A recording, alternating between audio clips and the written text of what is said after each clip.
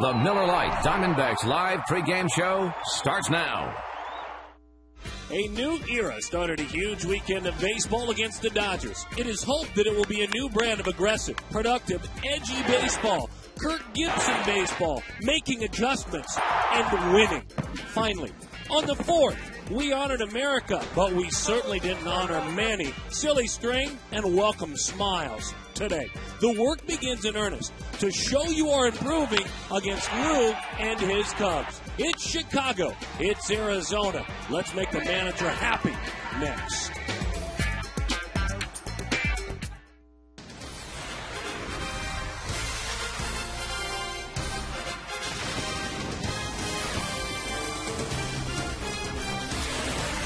Just another day in paradise, the endless holiday weekend. That's right, a lot of you are enjoying another day off. We're getting you set to Chicago. Cubs are in town, and we do so with the Miller Lite Diamondbacks Live pregame show. The Diamondbacks in their home whites, the Cubs visiting. Both these teams are trying to piece it back together.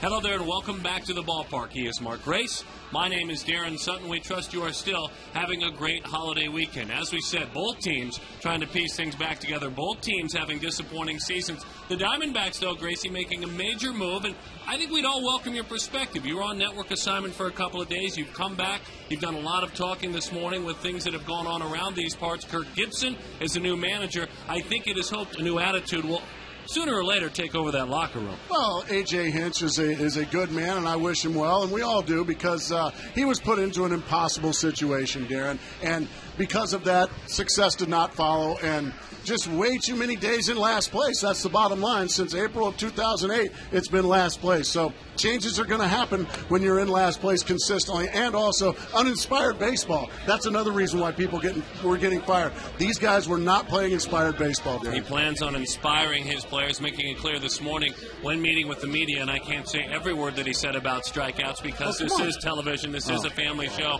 saying strikeouts, 16 as of yesterday, unacceptable. So we'll see how it is going forward. A lot of unacceptable baseball in Chicago. It's been lowly hitting for the last month and then insubordination. Let's start with the Cubs team that since May the 30th is the worst offensive team, not in the National League, but in the major leagues, and these two guys are scuffling. And it doesn't make a lot of sense, Darren. There is some star power on this team. You're seeing two of them on your screen right now. Derek Lee, for some reason, has gotten really old quickly. Aramis Ramirez fighting thumb injuries. 177 in early July. That is a legitimate 177. They're going to have to get something from these guys if things are going to turn around. And then also they got a problem in the dugout as well, don't they? That's exactly right. The numbers. I will take the numbers because Zambrano disappointing. First of all, pitched out of the bullpen, then pitched poorly in the starting rotation, and then you were in attendance in the ball game a couple of weeks back when this occurred. Well, and then this looks like when you call your kindergarten kid in from the backyard because it's starting to get dark, but yet he wants to continue to swing on the swing set. Look at this. This is one of the most childish acts I've ever seen in a major league dugout, and because of that, he's been sent to New York to get some counseling, and I think deservedly so. So he is no longer a member of the Cubs at this point. He is off the roster. He is on the restricted list, and as Gracie said, counseling right now. There's a couple of dugouts that might need some counseling. Let's see which one of them can piece it back together. We know you are enjoying your holiday weekend. Jody Jackson will join us next. Chris Young heading to Major League Baseball's All-Star Game. Glad to have you with us on what we like to call our endless holiday weekend.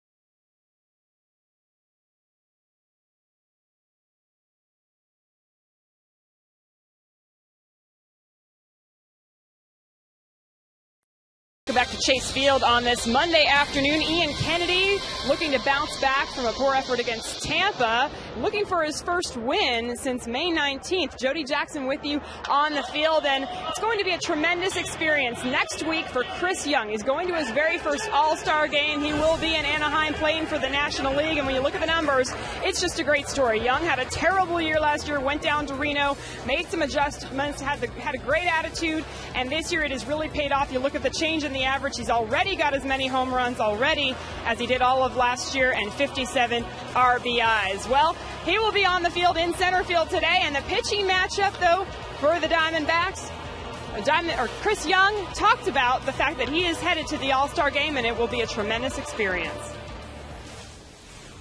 Honestly, I'll probably be hanging out with the other guys that I know.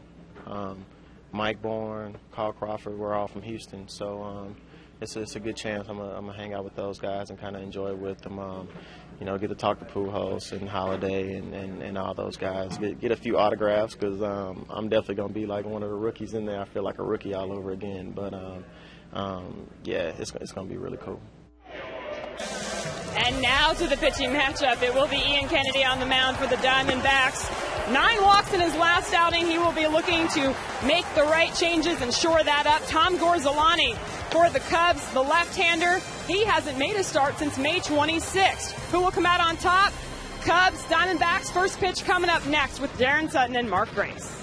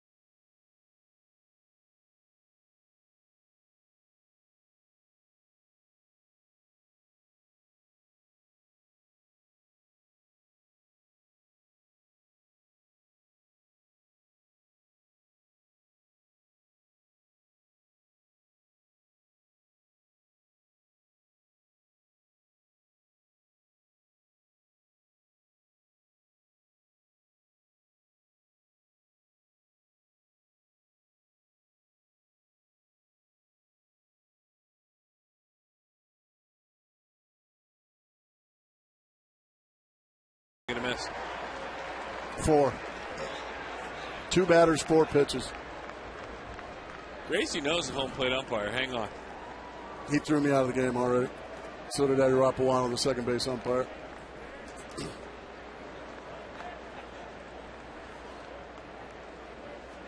Homer. Ian Kennedy going to work. We're underway here at Chase Field. Good afternoon. Glad to have you with us. Kosuke Fukudome to lead things off. Kennedy from the wide, and he pours it over the outside corner for a strike. Fukudome, 6 home runs, 24 batted in this season, hitting .261, an on-base percentage of .356 in that leadoff spot. And he has quieted. Representative of the entire Cubs offense, as we mentioned coming on the air, since May 30th, 3.2 runs per game, the lowest total of any team in the game. And it just makes you look flat as a team when you're not scoring runs. Not only not scoring runs, Darren, but up until that date that you talked about, I mean, not even getting any base runners. A lot of 1, 2, 3 innings. That makes you look bad as a squad. Fukudome 1 for 10 on this recent homestand as they are on the road, and he must like it here in Arizona. He drives it right center field, out of here. The 18th home run allowed this season by Ian Kennedy, and for Fukudome, a leadoff homer. 9 years with the Chunichi Dragons here, joining the Chicago Cubs in 2008. He unloaded on that one. Well, it's not a base runner. It's a base jogger, fastball right down Broadway. Fukudome destroys it way out of here, just to the right of the center field batter's eye. That is a long way and a loud way to start this ball game. How are we looking? That is just the first home run he has hit since April. April. He hit 7 extra base hits total since the calendar turned to May 1st. I'll check it just a second. He had only one since April the 2nd. As that one is a strike, 1-1 the count. Fukudome hit 344 in April, hitting 222 since. And the home runs allowed, Ian Kennedy certainly has been on that list. It is always his hope that it's a solo shot like we saw a moment ago. A changeup inside to Ryan Theriot. 276, no home runs, 17 RBIs. Doesn't strike out much, but slugging percentage of just .306. The 2-1. Outside, 3-1 the count. And that's been the story with Ian the last couple of games, falling behind. When you fall behind major league hitters, you're going to give up some home runs. You're going to give up some base hits. Been a while since Kennedy's been on the mound. Been since Tampa. And in that outing, walks were certainly a problem. He walked 9 in 5 1/3 innings, setting a franchise record for a starting pitcher. 3-2 the count. Overall, though, let's not lose what has been a good season as Mark Reynolds keeps those feet moving on across and in time for the out. Theriot is erased on a ground ball out. Let's take a look at the entire lineup as penciled in by Lou Piniella. Marlon Byrd down behind, one of the true go-to guys all year long for many reasons. It's Colvin, Nady, Aramis Ramirez having a horrible year. Youngsters Starlin Castro, Giovanni Soto is the catcher. Tom Gorzolani is a local young man. Numbers delivered by a good friends with the UPS store. We don't want to overlook, in his first full season in the major leagues, it's been a good season for Ian Kennedy.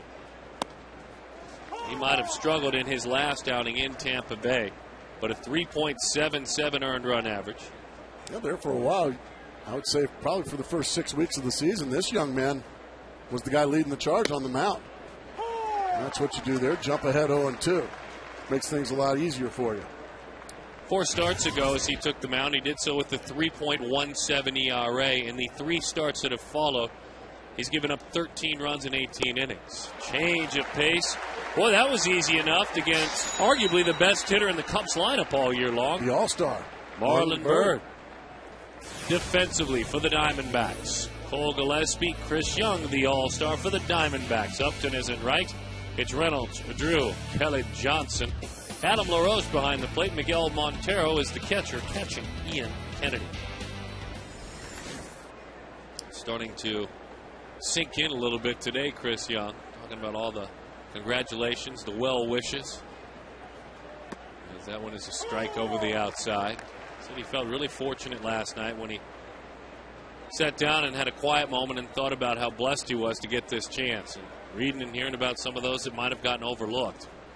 I'm not going to take, and it's kind of heeding your advice, though you didn't, I would imagine, give it to him this morning.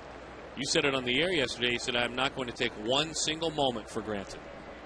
Go to every function, and there'll be 1,000 of them. Don't miss any of them. Make sure you take your parents, which he's going to do. If you have a significant other, take her. The 0-2. Curveball bounces in the dirt to Tyler Colvin. And don't miss a thing, because last time I checked, Anaheim and the Disneyland area, they know how to throw a pretty good party. Well, there's no doubt about that. Exactly. 1-2 the count. Well, in a roundabout way, I think we need to congratulate you for being an All-Star this year. You'll be part of a broadcast team covering the All-Star game in 3D, correct? I will, yeah. My partner Kenny Albert and I are going to do the game in 3-dimensional television. So I'm very excited about that. And I'm going to enjoy every minute of it. I'm going to go to every function. See, that's what I like to hear. I'm going to sign 200 baseballs. Well, no, I'm a broadcaster, actually. That's not what's going to happen. Mark Grace in 3D. Yikes. 3-2 the count to the talented young man, Tyler Coleman. Change of pace. The changeup got him out of a bind. He struck out Bird. He struck out Coleman. Fukudome with a homer.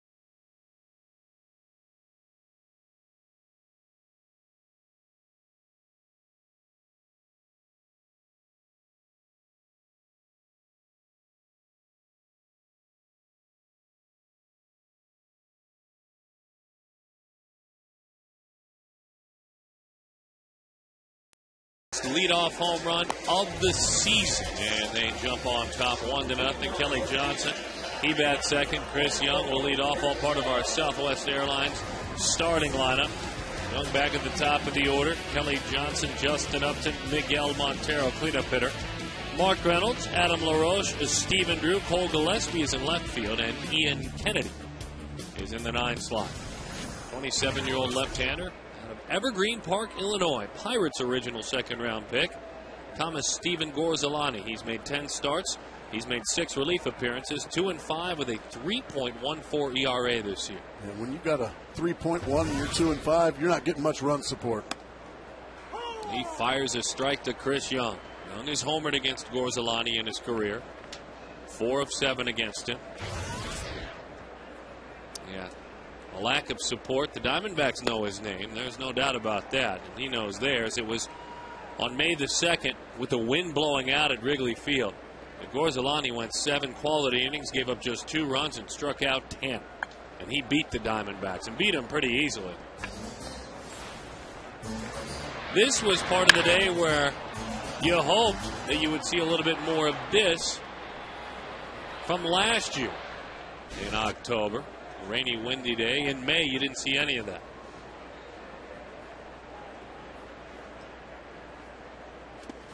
Look out, he tap dances out of the way.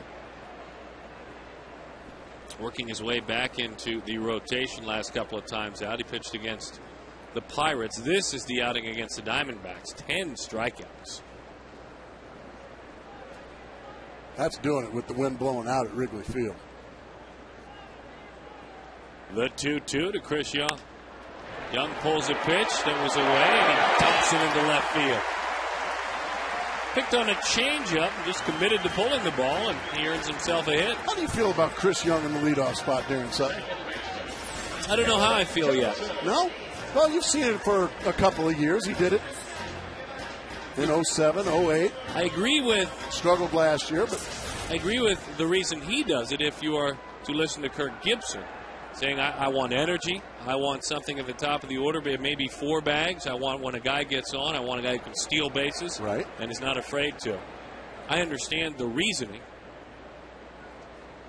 A strike over the outside corner. And his on-base percentage as a leadoff man is better. When he's a leadoff than when he's anywhere else in the lineup. Yep. 0-1 the count.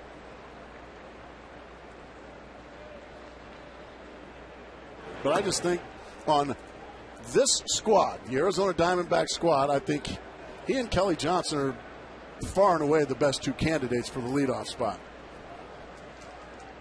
The only setback is, they've shown a lot of pop, both in double digits with home runs. One's an all-star, and a lot of people might want that in the middle of the lineup as he goes. He is on the move, not even close, kind of slid past the bag. There's that energy you were talking about, Darren. That's what Gibson wants. That's why he did it. You can sell him maybe on a 320 on-base percentage and be statistical and say that's not enough. He says, this is what I want. Goes on the first move, guesses right, easily steals it. Don't go too far off that bag, Chris Young, but he's just fine. Keeping the hand on the bag, and Diamondbacks trying to cook up a brew here in the bottom of the first. Johnson fouls that one off. In his career, on base percentage, leading off a game, 337. Leading off an inning, 345. And the entire career, overall on base percentage of just 310. Hooks that one into shallow center, but going back to make the play, boy, fooled him, got him out front, so Johnson unable to move Young up 90 more feet. Let's take a look at the defense for the Chicago Cubs. It's Colvin, it's Bird, it's Fukudome. It's brought to you by Mercedes-Benz. Starlin Castro, Ryan Terrio, X-Man over at first. Giovanni Soto catches Tom Borzolani. Boy, a bugaboo for the Diamondbacks this year is the continued unproductive outs, unfortunately. Just haven't moved runners along very well this year. And most of the time when you don't do that very well, you end up where you are, and that is in last place. Kirk Gibson speaking this morning, and he did it with a smile on his face, so I don't want anyone to misunderstand it. He said we have to change our bad habits, and sometimes it's very uncomfortable. He looked at all of us in the room. You guys, I'm sure, had times in your life when you had to make changes in either your lifestyle, your work ethic, and he said it to even all of us. He goes, as a journalist or whatever you do, it's not comfortable, is it? I had to do it as a ball player. I had to 100% change my stance. I went from a closed stance to a slightly open stance once I realized this ain't working anymore. He said a lot of the younger players and new generation players, they like it to be a certain way. You have to have it a certain way. I'm sorry, you have to adjust. He was saying that this morning. Well, if he's the boss, I think it should be his way, or you're not going to play. Gibson went on to say, and as I said in the open, I'll give you the family version. He said, we struck out 16 times yesterday. That, fill in the blanks, got to stop. He said, if you're a player that says, well, I'm just a guy who strikes out, he said, if that's the case, you're not going to have a long big league career. At least not with him as the manager. And again, he wasn't angry when he said this, folks. I want you to understand. Time is called. 2-0 on the count to Justin Upton. Upton has enjoyed Borzolani, 4 for 10 against him, a double, a triple, a homer. When you talk about 16 strikeouts, Darren, that's 5 1/3 innings of the game that you are striking out. I mean, that is just not putting any pressure on the opposing defense. None. They're not forced to make any plays. They're not forced to make any throws. Just strikeouts. And I'm sure that's what got under Gibby's skin. Look at him talking to Mark Reynolds there. 2-2 the count. Just got a piece of it. Hey, every time a D-back hits a home run this season, Fulton Homes donates $150 to the Central Arizona Mountain Rescue Association.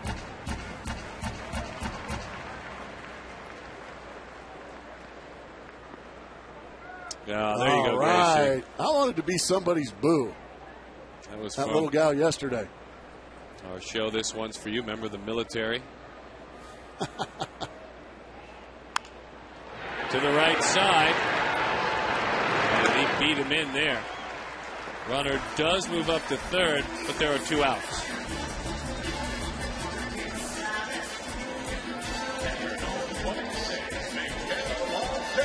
So now, Miguel Montero. Miggy this year, 2 for 8 And just a handful of at-bats against left-handed pitching. 28 hits in the big leagues in 71 at-bats, hitting .394.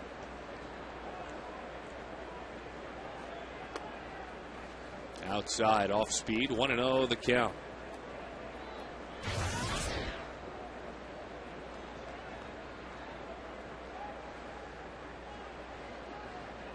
'27-year-old left-hander with the infield playing Miggy to pull just a step. Outfield the other way as we're used to seeing. And you can see Bird plays a pretty deep center field. And right away you can figure out if a guy's more comfortable coming in or going back on the ball. You know, all outfielders relatively deep. 3-0 with Mark Reynolds on deck. Well, you always pitch carefully when you look out on the scoreboard and you see the guy in the batter's box hitting .394.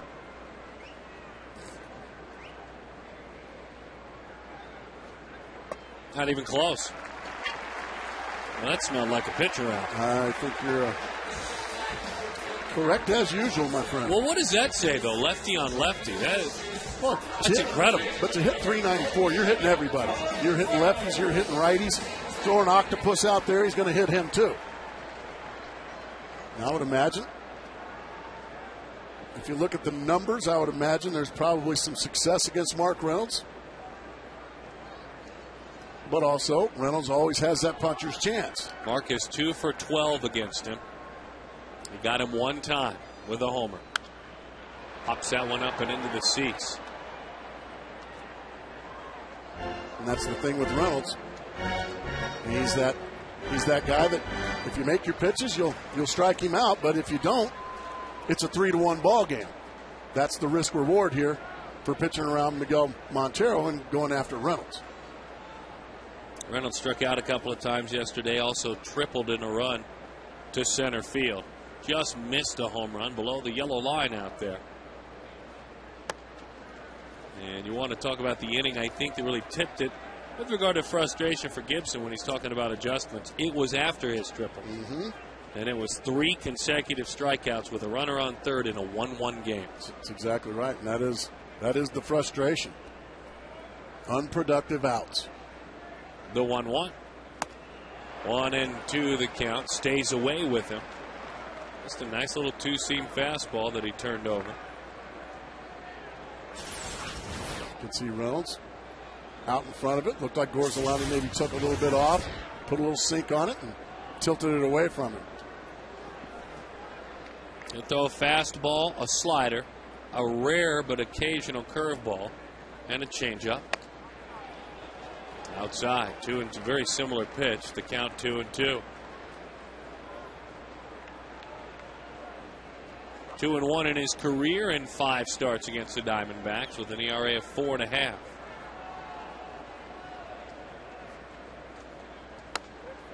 Breaking ball. Gorzolani wanted it. Wow.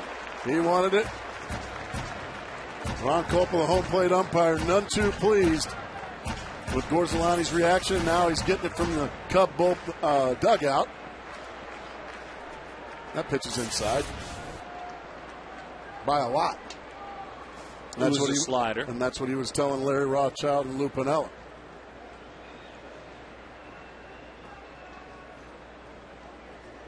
Runner takes off from first. It's ball 4. Reynolds coaxes a walk. Got a close call to run it to 3-2. 2 walks in a row in this inning. There within lies the danger of the pitcher out. I understand that he's hitting everyone, but you throw 4 balls with intention in your very first inning when you're trying to get comfortable in the strike zone. Just put him on then if that's the case. Well, your father was an awfully good one, and that's kind of his theory. And you wonder why I think like that. I saw it in Atlanta. New manager of the Florida Marlins was second and third. And 1 out. Well, I'm sorry, with 2 outs, decides to pitch to Martin Prado. I'm sorry, Gregor Blanco with the pitcher on deck. Well, guess what? Go to pitch around him, hangs a breaking ball, base hit, 2 runs.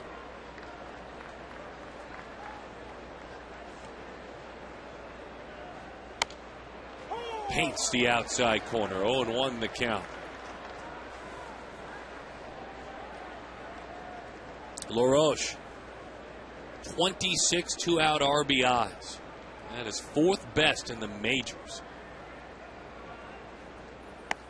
Breaking ball. That's one of those curveballs. Doesn't throw many. 0-2 the count. That was a dandy. The only thing you can do with that is do your best to lay off of it.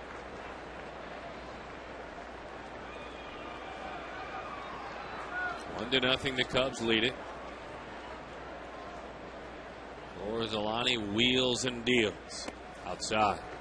Nearly put a little too much break on that breaking ball and threw it to the screen. Nice play by Soto to keep that one from being a wild pitch.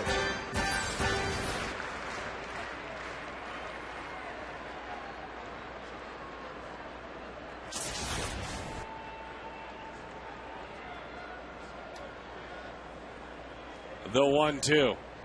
Got him with a fastball. The bases remain loaded.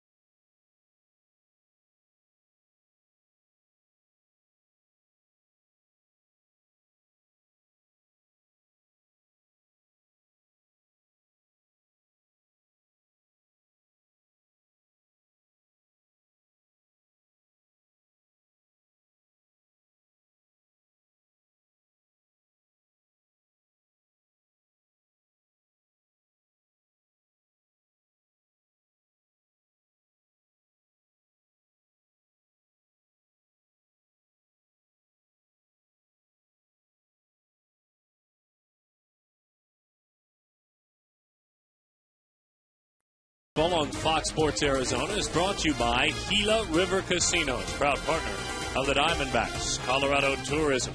Start planning your Colorado summer adventure today at Colorado.com. It's getting hot out there. Southwest Airlines. Visit Southwest.com. Grab your bag. It is on. Veteran Xavier Nady takes up and in. 1-0 the count. The Diamondbacks leave the bases loaded to end things in the first. Orsolani found that zone quickly. Picking on a breaking ball. Nady with a base hit. Came in hitting .236. That average will be headed north.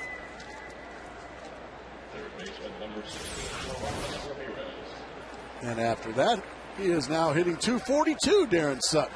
See, there you go. That's that human calculator that is Mark Grace. 2 for his last 24 before that base hit.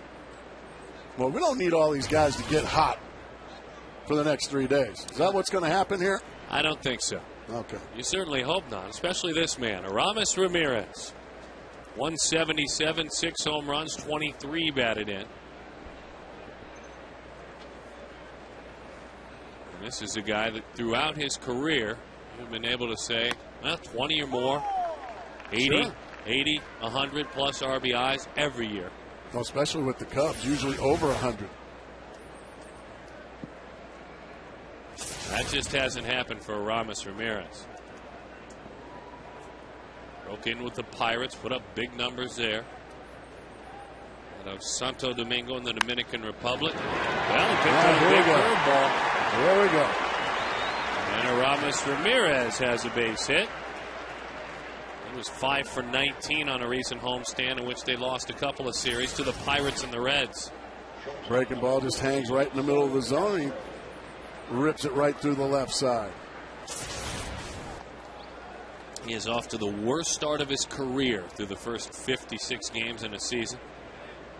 Well, I would think so. The closest all the way back in 2002 when he hit 219 first 56 games. He's hitting 177.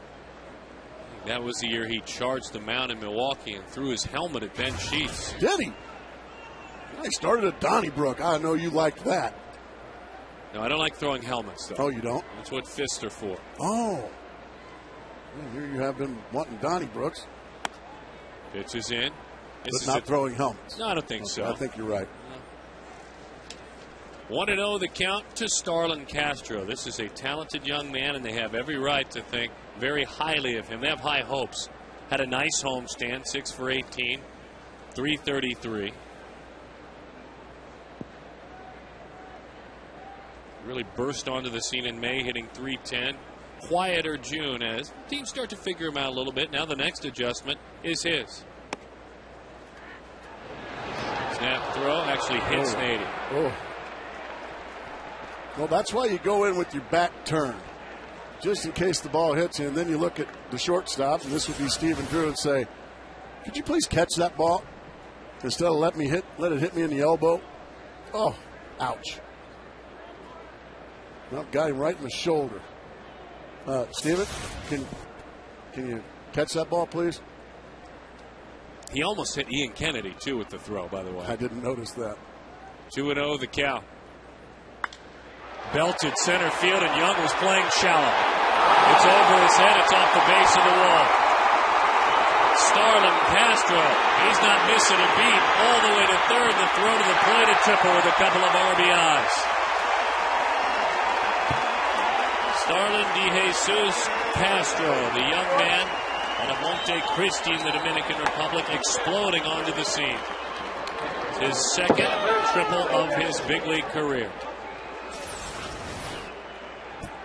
Fastball right in the middle of the plate. Castro goes down and just drills it. No chance for Chris Young. And these Cubs have come out swinging the bats. Forget that wind blowing out at home. Let's go someplace else and swing them indoors.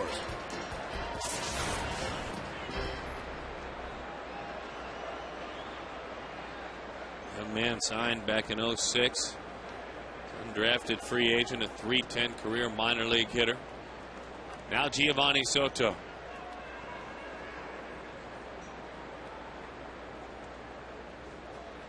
Diamondbacks are playing their infield in. I don't think you can afford to fall behind anymore.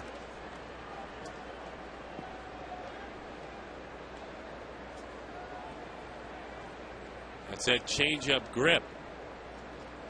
1 ball and no strikes. He adjusts, throws a curveball in the dirt. 2-0 the count.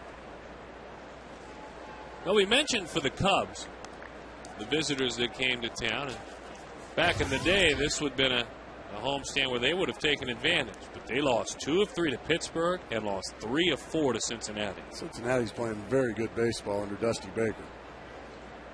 First place is pretty good, isn't it? Well, and when you start to ask, as Soto drives it to center field, Young looks up, that one's off the wall, over his head, back to the infield it goes. There to back him up and make the play is Cole Gillespie. Cubs have brought their hitting shoes to where they enjoy about 6 weeks every year out here in spring training.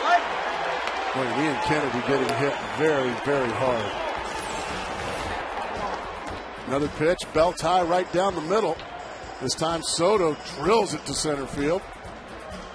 By the time it gets corralled, Ian Kennedy, golly, I need to get the ball down and get it on the corners.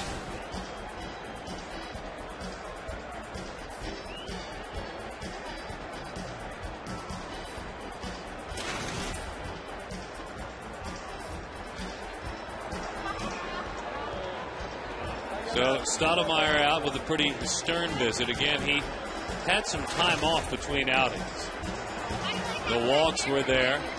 I know, right? I think we're going to get us a cool beverage while we await this visit to the mound.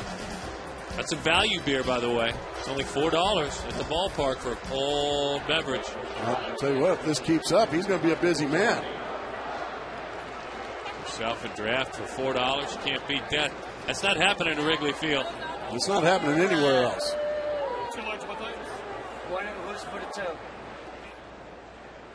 He's going ahead and going with the large. He's jumping past value, going large. Well, why not? That's the endless holiday weekend. That's right. A lot of people got the day off today. I feel like we've been celebrating the 4th for about 3.5 weeks. True. Drops down a bunt. Reynolds is there. Pretty bunt, huh? Beautiful.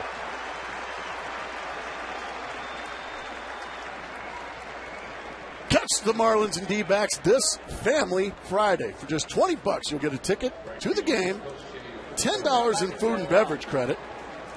Call 602-462-4794 or visit dbacks.com/Friday. Yeah, those are the large ones, Darren. Cub fan gonna get a couple herself. 1, 2, smile, you're on camera. Hope her boss wasn't watching. Breaking ball. Fouled off at the plate. 0-1 the count. By the way, yes, the 4 runs, not just in 2 innings, but the 4 runs in the entire game. And it is here now, as we mentioned, just in the second inning. The most they have scored in a week and a half. I mean, since June 27th. No. 8 games ago. Fukudome takes up and in, 1-1 the count. He homered back in the first inning, his second home run in his career against Ian Kennedy. And that's just in 5 at-bats.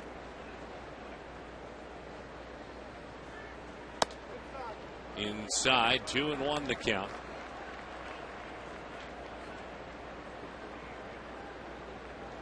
Ian was a winner. He beat the Cubs April 29th in Chicago. He went 8 innings, gave up 6 hits, 5 runs. This man pitched in a grand slam late. Curveball, a dandy, 2-2 the count. It's 2 swings and misses on 2 curveballs in this at-bat for Fukudome off of Ian Kennedy. I wonder if Montero's thinking, let's throw another one, or maybe try that changeup. He's thrown some key changeups. He struck out Bird with 1. He struck out Colvin with 1. He needs a strikeout right here. He sold him on a curve he wasn't buying. Fastball in, no. And it's fastball away. So Kennedy most comfortable with that pitch.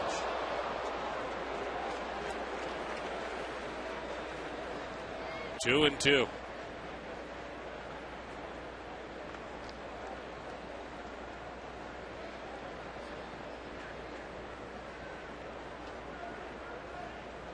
Here comes that curveball. Runner at third. You got to block it up.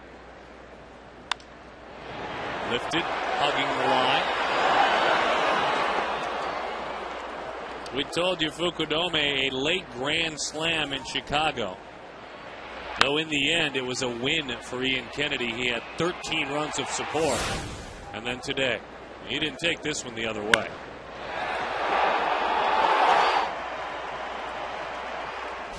Kind of a Brett Boone-like bat flip. Yeah, when he catches one good, it's that bat flip. The 2-2. Tried to climb the ladder, but Fukudome was there to make the play. Not make the play, but foul it off. That guy didn't make the play in the stands. Boo, they say. Well, I've told folks to come on out for this series. Boo the Cubs. Change up coming. Over the outside. You know, I think when Kennedy got that sign, his thought was swing and miss. Instead, he painted with the change, and that rarely happens. He usually has that changeup end up a ball low. I think he just froze Fukudome so much, he had to take it. And that's a beautiful pitch right there. Much needed pitch from Ian Kennedy.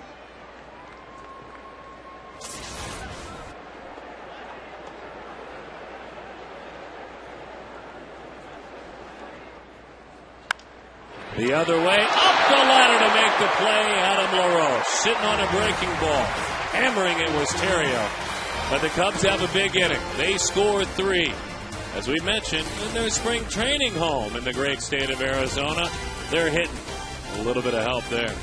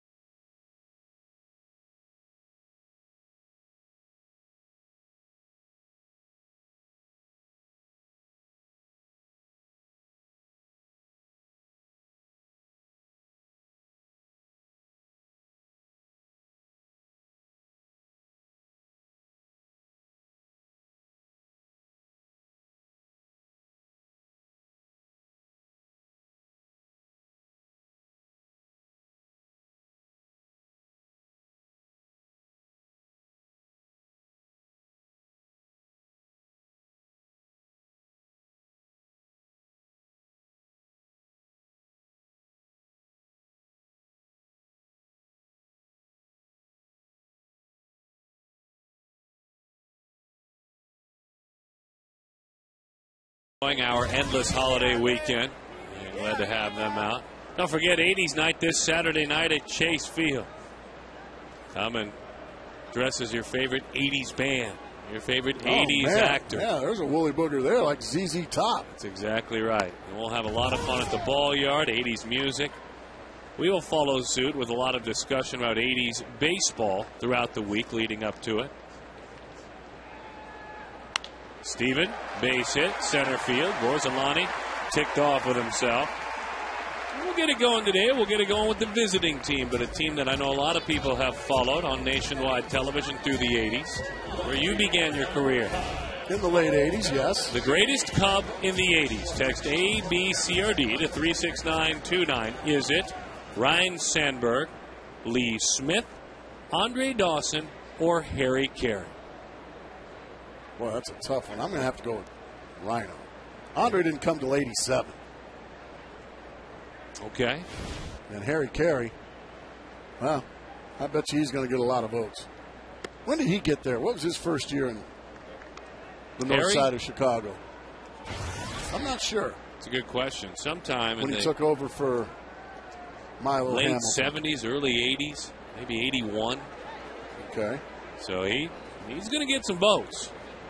But Big Lee Arthur, his last year was 87. Bouncing ball. Castro. Good hard slide, but it didn't matter. Terrio does a nice job hanging in there. And a double play.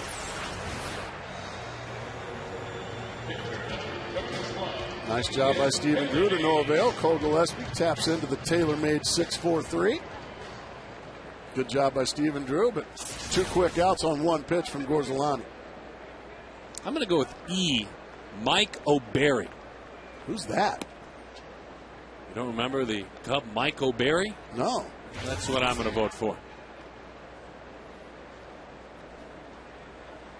The 1-0. Kennedy takes a strike. How about Jody Davis? Oh, he was a great 80s Cub. Harry Caray used to say, Jody Davis, catcher without a peer. See? 1-2 the count. So that's your vote then, Jody Davis? Are you sticking with Ryan? I'll go with F, Jody Davis. Okay. But there were some great ones. Sarge. Gary Matthews was a great 80s Cub. That was tapped to the right side. Easy inning for Tom Borzolani. Catcher without a peer. Oh, Harry Caray, Jody Davis. Jody.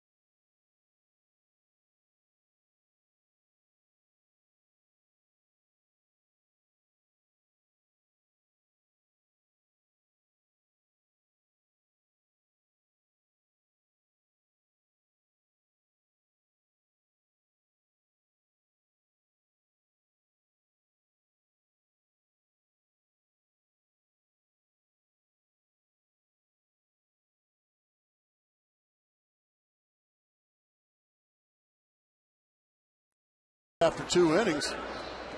Yeah, drink up, honey. Bench coach Bo Porter, and a question that was asked. Jan Cass, Sholo, Arizona. Bo Porter is the new Diamondbacks bench coach. That, of course, was Kirk Gibson's old position. Right. Gracie will ask you, what does a bench coach do? What is the role of a bench coach? Well, first and foremost, a lot of things. It's not just one thing. The bench coach is, no, he's not a guy that keeps the bench guys prepared. No, he is Kirk Gibson's right-hand man. He is the man. It's like his co-manager, a guy that maybe looks a couple or 3 innings ahead. Like, all right, Gibby, they've got it's the 6th inning. They're going to have a certain pitcher warming up. We might want to think of pinch hitting for this guy because this guy sitting on our bench has got really good numbers off that pitcher. And put that in his mind as that was tapped to Stephen Drew. Quickly over the first one away.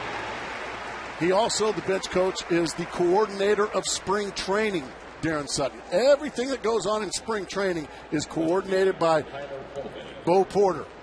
If he continues to be the bench coach into next year, he will be the guy.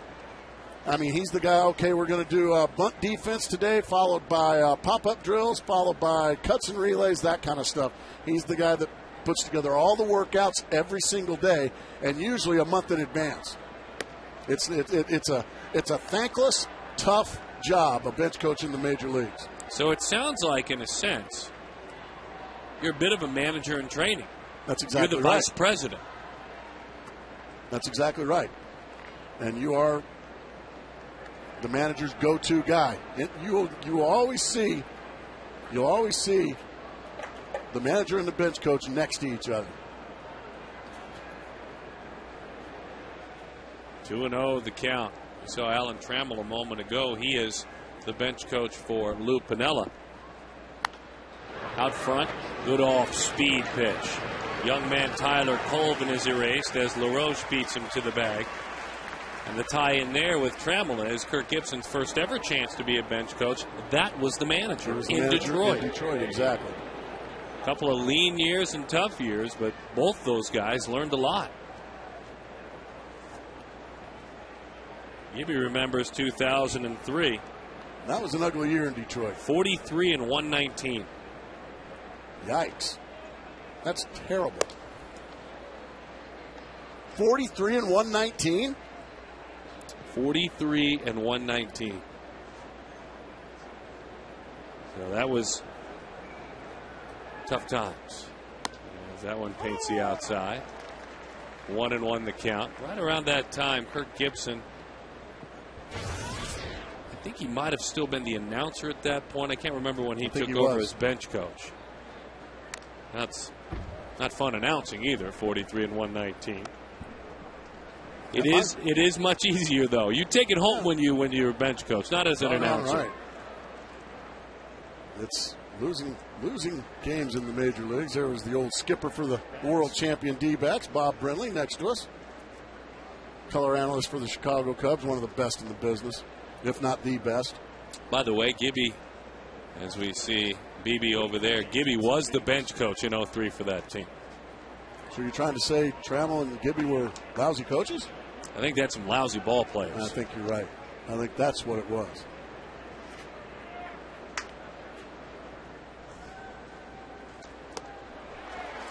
That one is swung right through.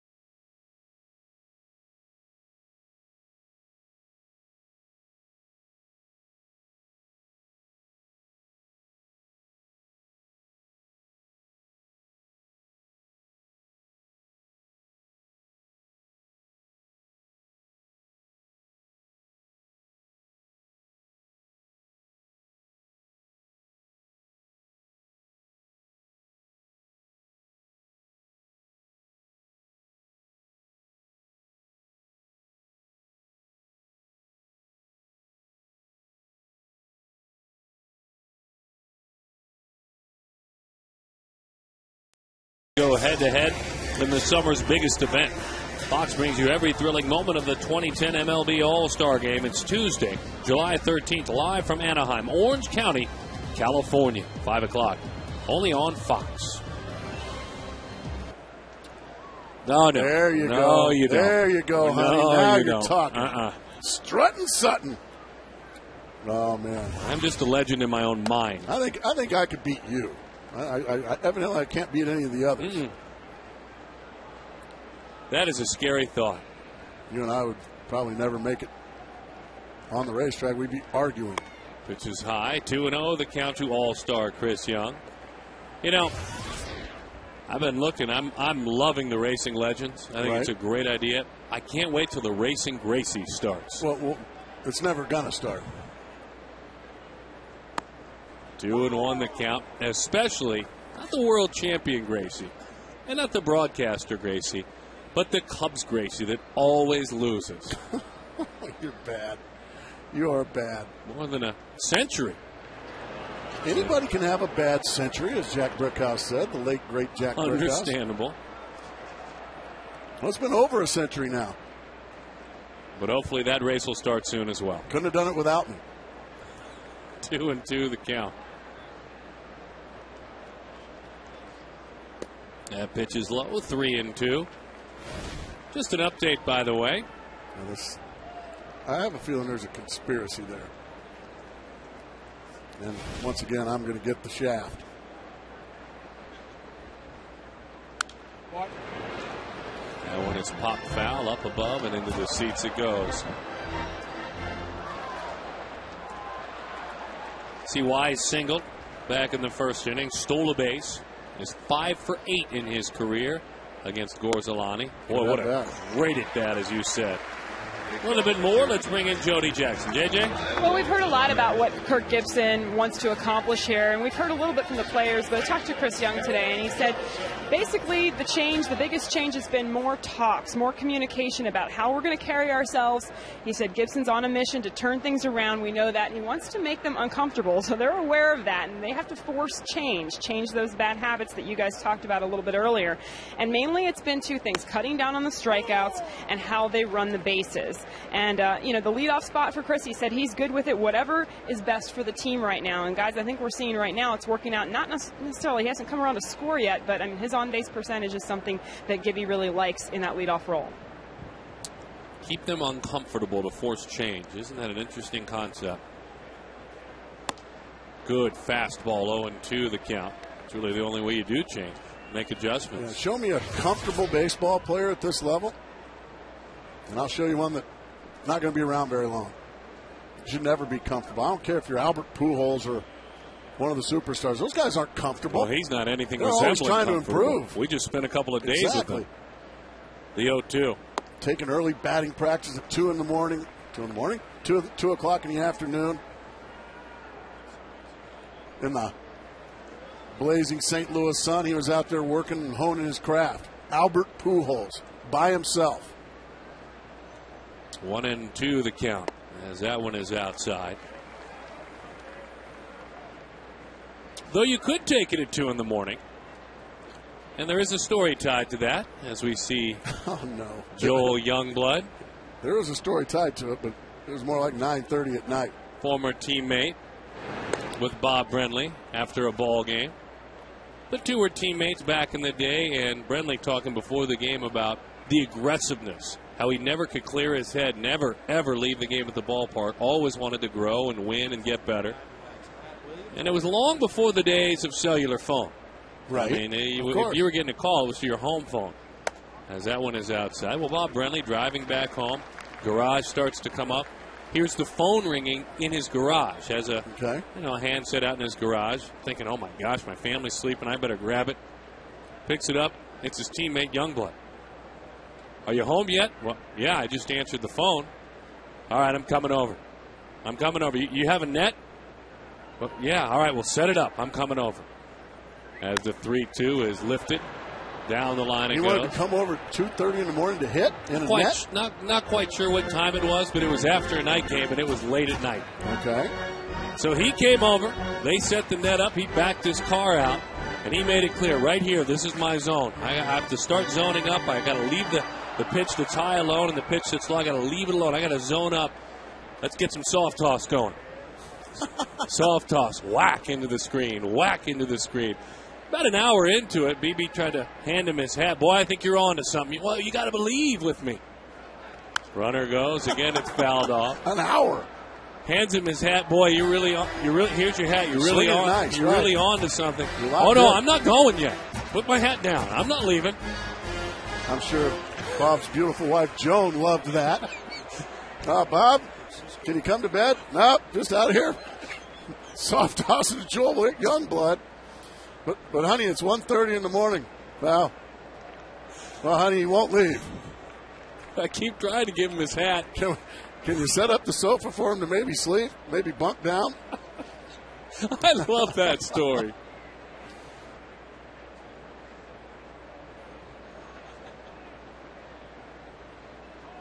The 3-2. Outside ball four. Back walks. Good at bat there by Kelly Johnson.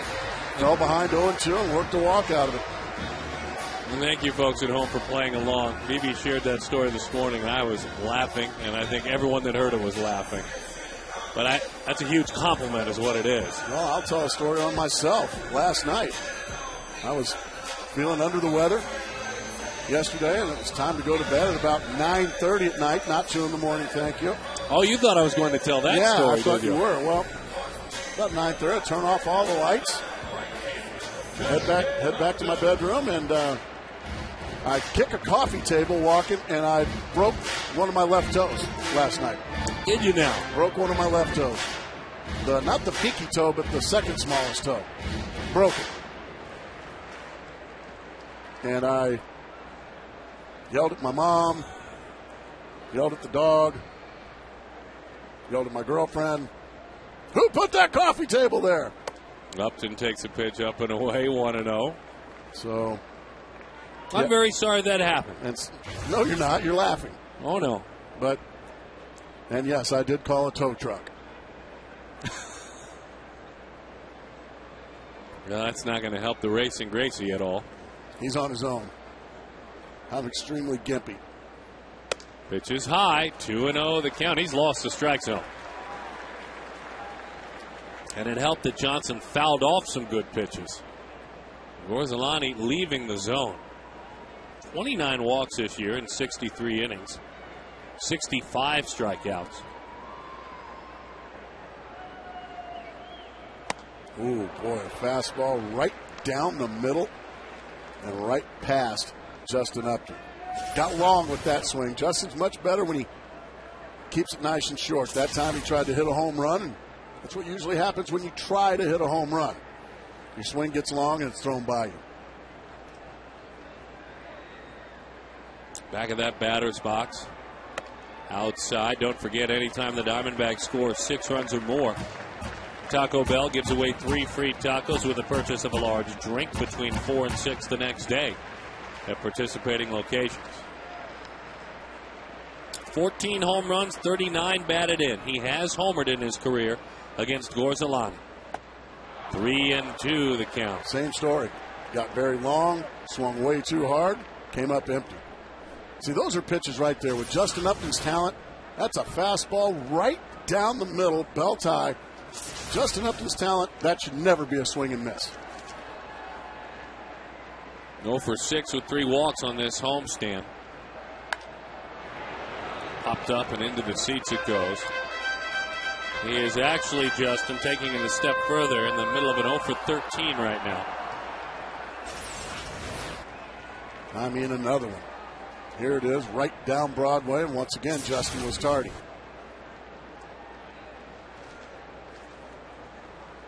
Three-two. High, ball, 4. Walked him loaded. Boy, you've got to be kidding me. If you're Lou Pennell, you're watching this, your guys are swinging the bats for the first time in a long time. And you're out there with nobody out, you've walked them full. The last 4 times the Diamondbacks have had the bases loaded with nobody out, they have not scored. Oh, boy. I hate it when you do that. And they need to turn that tide right now. Well, you got the right guy up in Miguel Montero.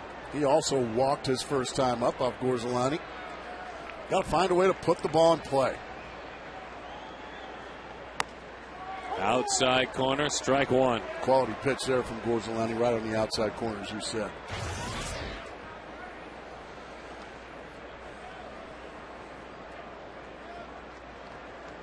Looking for their first hit in their last 13 at-bats with the bases loaded. It's a fly ball center field. That is not an official at-bat because it's an RBI, and they just snapped that ugly streak, and that's a good thing. So it ends at 4, as it should. Miguel Montero with his 13th RBI of the year. That's how you do it, Gracie. But also, that is how you do it, Darren, but also not only a productive out getting the guy home, but also Kelly Johnson tags up, goes to third base. See what happens just with an out.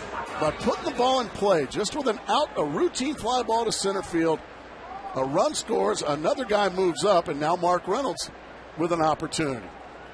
That's how you do it. That's good fundamental hitting right there by Miguel Montero. Upton driven back to the bag. Justin with 11 stolen bases on the season. 7 stolen bases against Gorzelani this year, 3 thrown out. That's about league average. Went around on a pitch that was low. 0-1 the count to Mark. Looks like a slider. Yeah, over anxious. Maybe a changeup. Looked like it went down and away. That ball's not even close. Yeah, that was a changeup that he overthrew.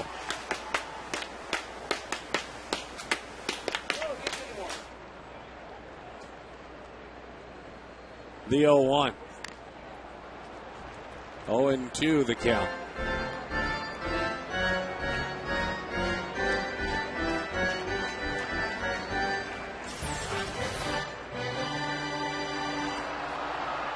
There's 2 pitches out of the zone now, so instead of a 2-0 count, Mark sits at 0-2. Now it's time to battle. Now it's time to find a way to make contact.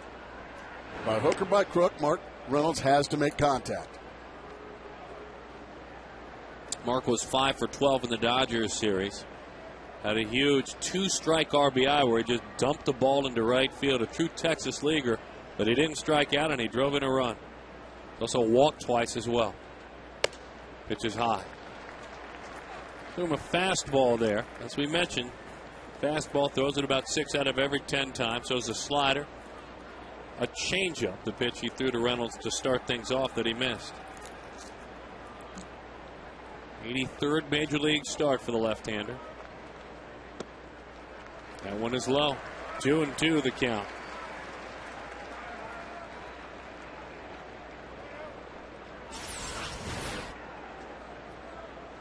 Yeah, he's trying to get him to fish out of the zone. Back-to-back good takes from Reynolds. Trying to climb back into this at-bat. Little topper, and he hangs around.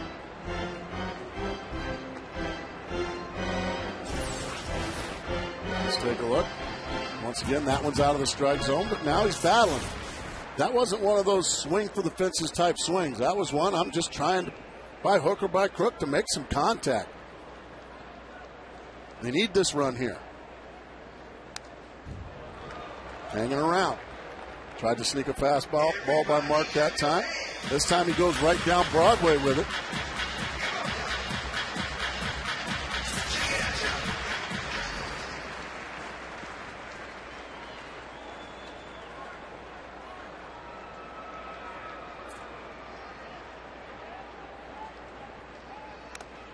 There you go. Found a way. He was fooled, but yet he was able to keep his bat in the zone long enough to just nick it foul. He's up there competing right now. We've heard that word a lot. The word we hear more than any word, though, is winning from the skipper. They don't go unattached. Ground ball on a backhand. Could Castro get 2 with a dig over there? They do.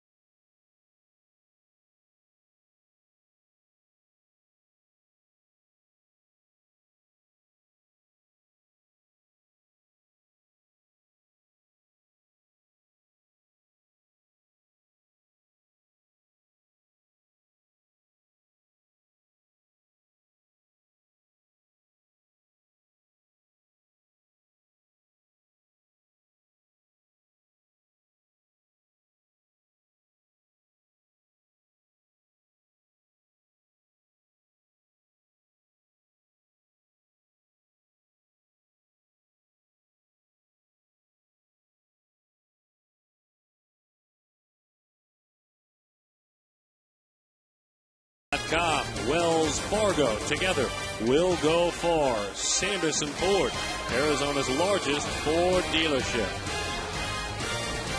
Boy, does that look good. Looks fabulous. Man. Looks like about a third of a pound with some cheese on it. Cook it up. Nothing like a good old burger on the endless holiday weekend. We'll be celebrating 4th of July all summer long here on Fox Sports Arizona. Will we now? 1-1 the count. Our Amica hit zone for Ramos Ramirez. He has pitched a lot away and down.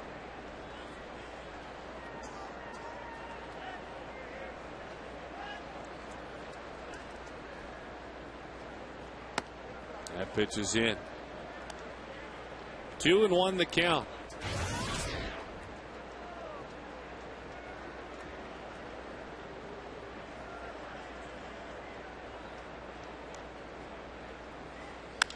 Breaking ball belted into left field, racing, leaping and making the plays, Gillespie. Aramis Ramirez is robbed of extra bases if he was running hard. A great play by Gillespie. Well, what a highlight film catch that is. My goodness. Leaping. Banging into the ground. And robbing Ramirez of extra base hits. Oh, my goodness, is that nice to see. And the fans giving him a standing ovation. What a great play. Even some Cub fans out there giving him a standing O. Well, you bet. That's what I'm talking about, folks. Come on out here and get on your feet. Thank these guys for that kind of effort. Right down the middle, strike one to Starlin Castro. Love to see that happen. And good for Cole Gillespie. Good for these fans celebrating it. And it's always a good day when you retire a Ramos Ramirez. 1-1 the count. How about that? Dirty uniform. Out front, Reynolds with an effort. It's a foul ball. Crowd wants to cheer today. I like it. Yeah, they probably after a disappointing bottom of the third, you load them up and you only get one run with nobody out. Base runners all over the place today for the Diamondbacks, just haven't been able to play them. Pitch is high, 2-2 the count. I love it. We've got a camera out there in the bleachers now. That's awesome out there in left. How about that? Probably should do a game from out there. Well, no. Not a real good idea. The 2-2. Curveball. And a strikeout.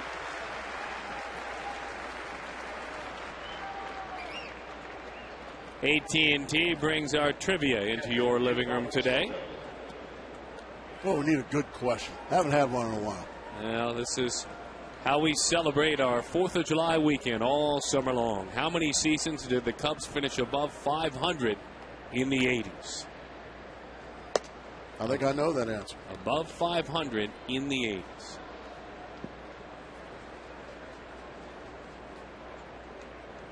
I know for sure one of the last years in the decade they had to.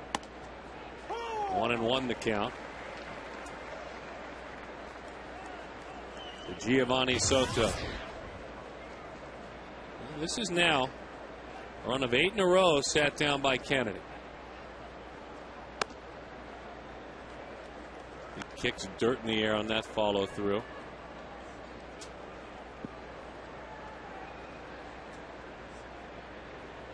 The right-hander, Yankees first round pick in 2006 out of USC. Change of pace. Talk about leaking out. 2-2 the count.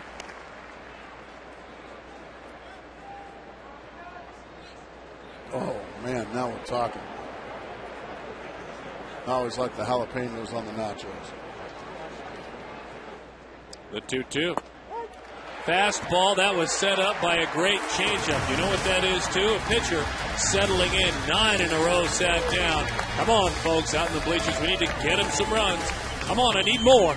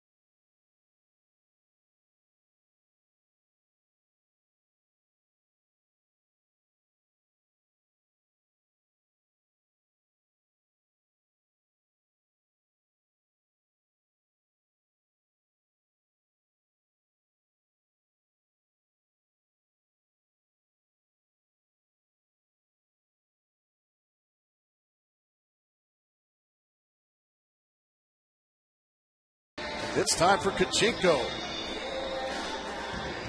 Well, what is it? Find out and learn how you can play right here at Chase Field by going to the interactive kiosk near Section 111 during Arizona Diamondback regular season home games.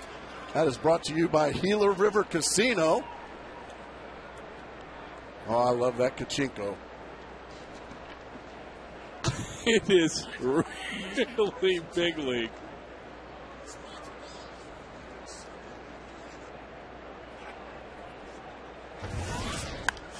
That one is lifted, popped out. Into the seats it goes. My apologies, folks. We just got to bring you behind the scenes. That's a big league read right there, Darren. It really wasn't.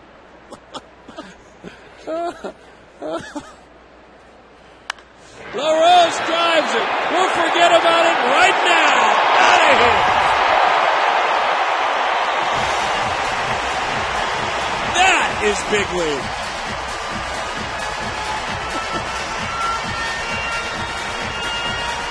Now we're talking. The Diamondbacks picking up Ian Kennedy, who has pieced it back together. A Fulton Homes homer, $150 to the Arizona Mountain Rescue Association. And for LaRoche, RBI number 54 on the year. Home run 13. Here it comes right in your living room. Bang! Way, way out of here. Wasn't quite as big league as that read, but that was big league right there. Boy, did he hammer that fastball. Stephen Drew takes a pitch outside. 1-0 the count.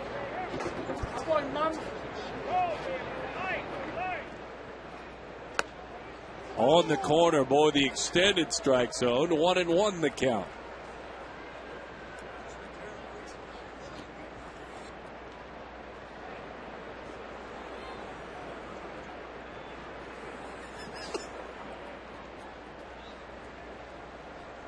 The 1-1. Stephen Drew lifts it. Left field. Going back. Coleman to the track, but he's got room.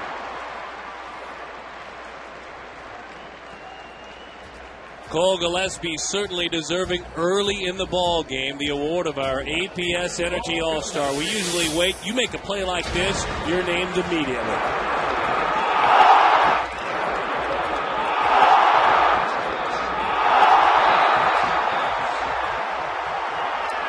College World Series champion out of Oregon State.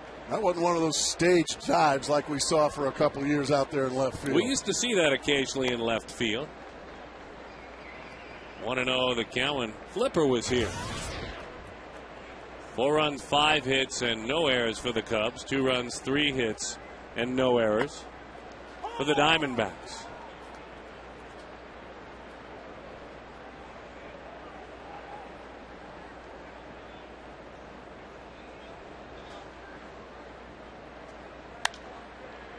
Takes it right out of the catcher's mitt, protecting. Well, they played a wild one today in a place we were just visiting, the Motor City. We love Michigan. It was a win, a 12-9 win. And early on, a lot of runs being scored. Detroit beat Baltimore 12-9 today, as that one is up and in. Things are getting fun in that National League Central. There's 3 teams right American there. League Central. 3 teams right there, Detroit, Minnesota, and the Chicago White Sox. Good fastball right by Cole Gillespie. Let's take a look at our AT&T trivia question. My guess was 2. 84 2? and 89. Okay. Let's see what the answer is. Wow. Mark Grace. As if he played for the club at one time. Gets that right. Very good stuff. Ian Kennedy. The 84 team lost to the San Diego Padres when then Commissioner Peter Ueberroth, with all his wisdom, gave the San Diego Padres the home field advantage in the National League playoffs because they had lights and Wrigley Field didn't. And they wanted to play more primetime games. So he gave the San Diego Padres, with a much lesser record than the Cubs. A lot of people still believe Peter Ueberroth's not a real welcome man on the north side of Chicago.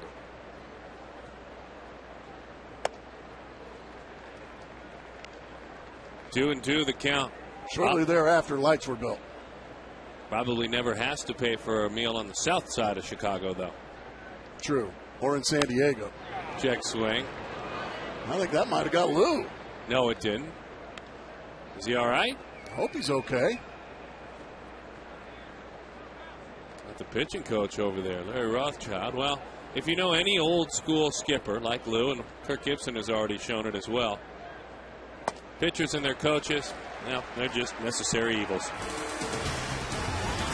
Adam LaRoche, after a big league welcome back to the ballpark, drives one out of here. 4-2.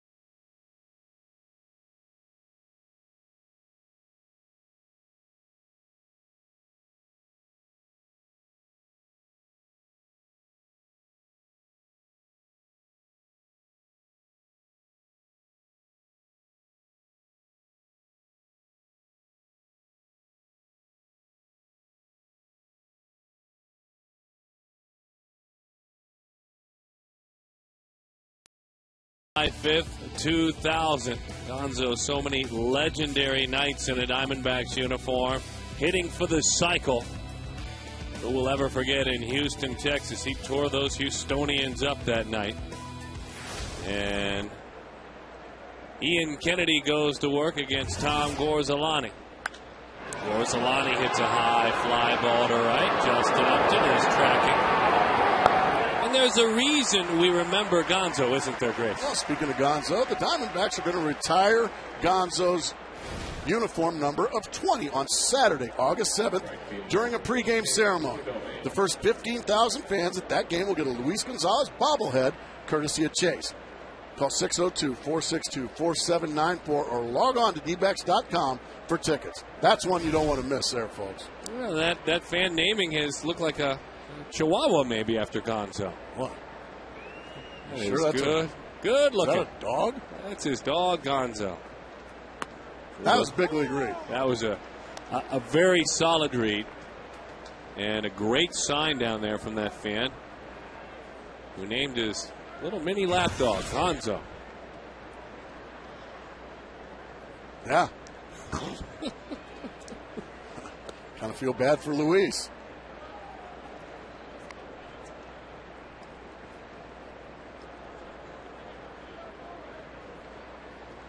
One and one the count. 4-2 the score. That one sails outside. 2-1 the count to Fukudome.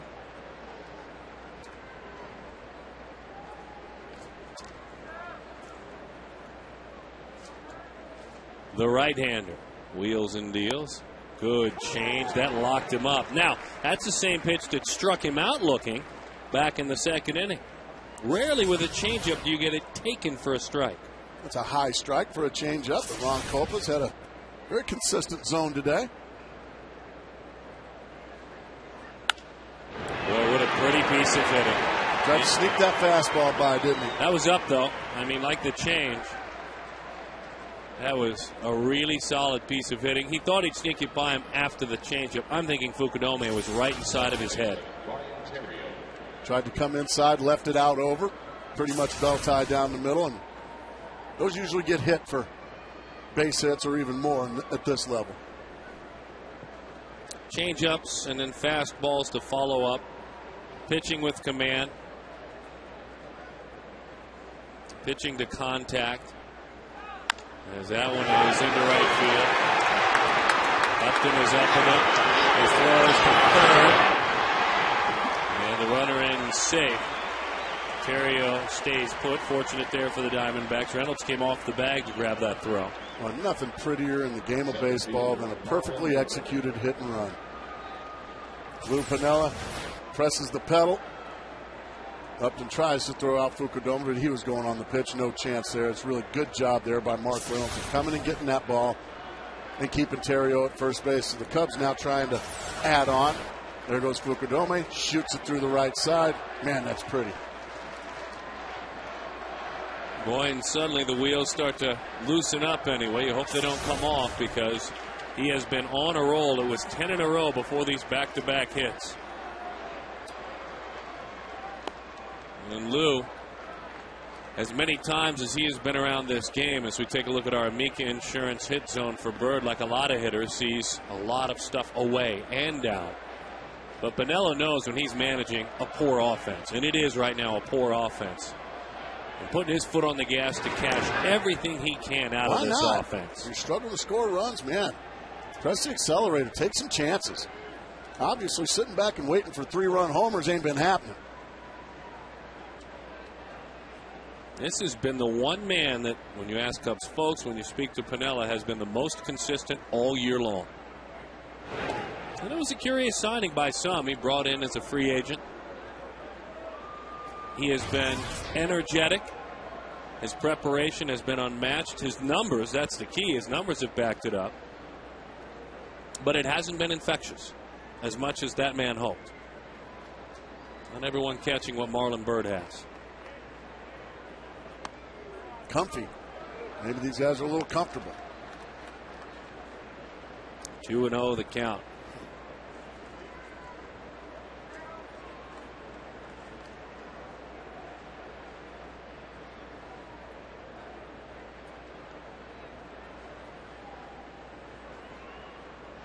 Marlin awaits a 2-0, a 2-0 changeup, and he's mad with himself. The one area he has struggled lately is with ducks on the pond. He is 2 for his last 18 with runners in scoring position.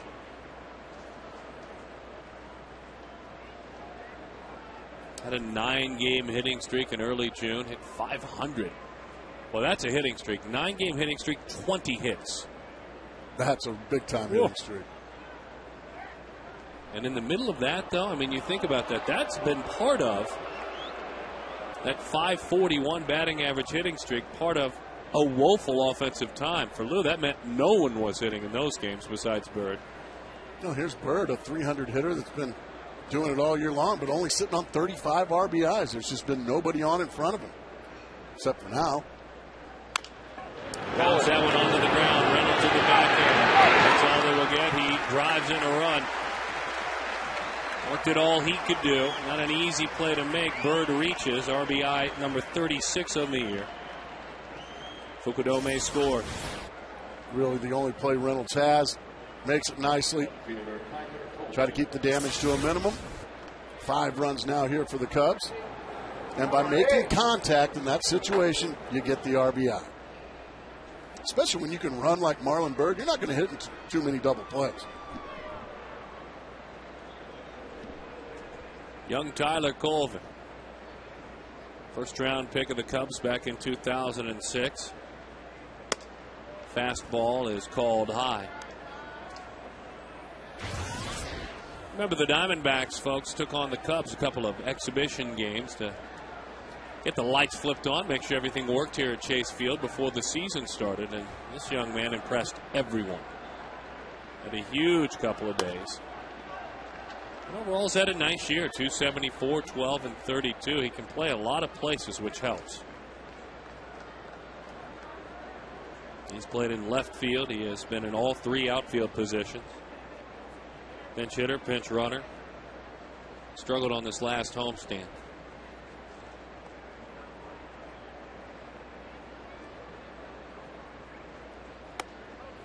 Outside. And 2 homers yesterday against the Reds. Problem was for Pannell and the Cubs, the Reds had 7. 3 by a kid named Stubbs.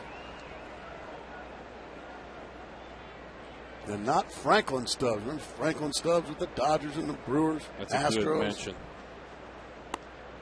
Don't forget, Fox Sports Arizona, proud to support Operation Homefront of Arizona, an organization that provides emergency assistance to families of military members. In the last month of July, be a part of Back to School Brigade. Donate backpacks and school supplies for the children of military families. Go to foxsportsarizona.com for all Phoenix and Tucson drop-off locations. Popped up and into the seats. I'm going to figure out where one of those drop-off locations is. I think we might just go hang out there for a little bit, folks, if it'll help get you down there. Doggone right. We'll pick one of the spots. We'll let you know. Stay tuned. We'll bring some stuff from the squad. Stay tuned for that. We'll let you know.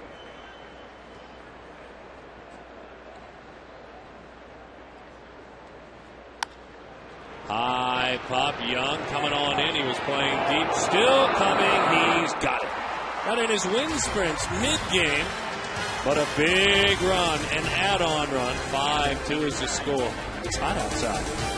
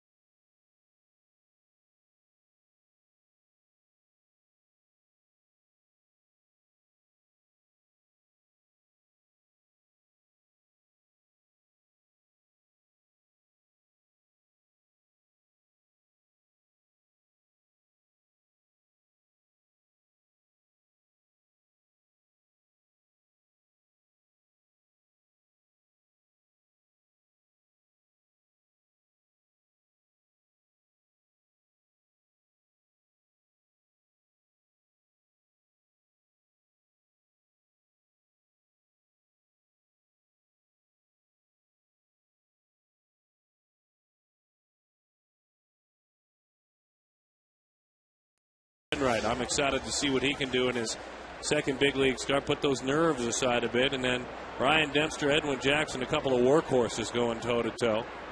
Well, what a shame Carlos Silva didn't make the All-Star team. I would agree. Well, that final spot, I don't know if I've reminded all of you to vote for Billy Wagner. This is his last season in the big leagues. The left-hander having an incredible year. I don't know how you feel, but I endorsed Billy Wagner for that last spot. Popped up, racing back, and then a Texas leaguer. You bet. When you're an all-star, things just kind of start going your way. Vote for whoever you want, folks, but we are fans of Billy Wagner's up here. All good choices. How about that? Former Diamondback, Carlos Gonzalez on that list there. Heath, Bill, they're all having great years. All of them. That's why you're selected to be one of the last. I don't think there's anybody having a better year than Joey Votto. Joey Votto is having a huge year. Leads the National League. One of your favorite numbers you lean on a lot, OPS. What's his OPS? I have no idea, but he leads the National League. It's well above league average, which is 727. Don't really know what that is. That's on base plus slugging. And Gracie, if it's 727, your league average. My guess is his is about 950. So that means he picks out a good pitch and hammers it? He hammers it, and if it's not a good pitch, he takes his walks. Gotcha. Isn't that what you're supposed to do? Absolutely, and that's why you need to vote for Billy Wagner. Okay.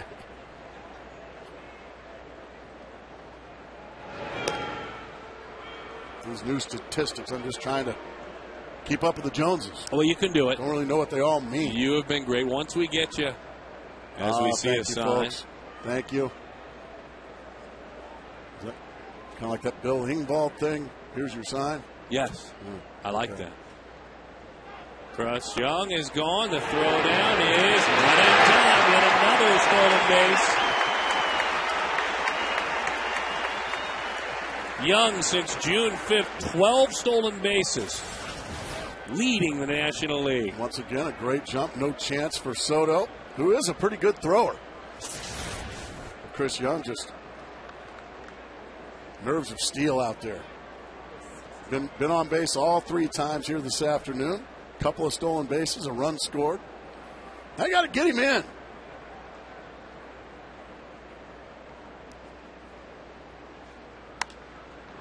That one is popped up, and into the seats it goes. Young, they say you have to get him over. There's no doubt about that. Got to move him, spot to spot, like being in a pedicab. Yeah, move him on up.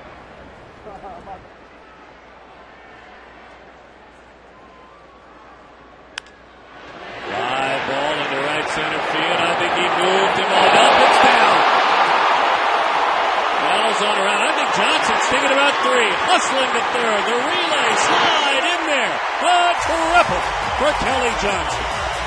The most exciting play in baseball, many say. It helps when it's getting you back in the ball game. What beautiful 0-2 hitting right there by Kelly Johnson. Picks out a mistake from Gorzolani and just drills it into the right field gap. Looks like a breaking ball. Yeah. Bang, how it goes. And once it bounces around out there, Kelly Johnson thinking 3 all the way.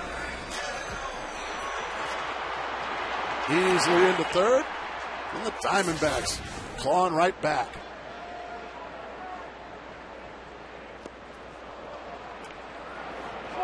Upton chases a pitch in the dirt. He is grounded out and he is walked. You can hear his teammates shouting encouragement at him. Just relax and trust your talent if you're Justin Upton.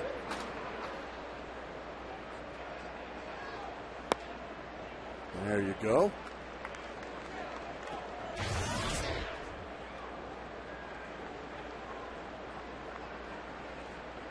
One and one to count.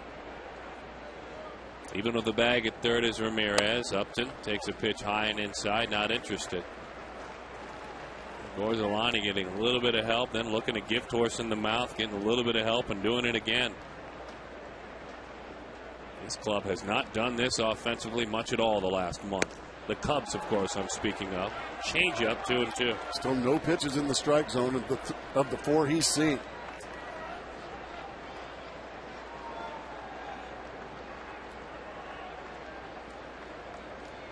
A double, a triple, a homer in his career against Gorzolani. Came in 4 for 10. Got him. So that runner remains at third base for Miguel Montero. Well, if you're Miguel Montero, you kind of think to yourself, well, if you're not going to do it, then I'll do it. Well, and he did it. I mean, he had his opportunity with the bases loaded back in the third, realized what a fly ball would mean, and immediately delivered it. Drove in a run. Well, this is where you make your money at the major league level. If the guy in front of you doesn't want that money, you go ahead and take it. Fastball up and away.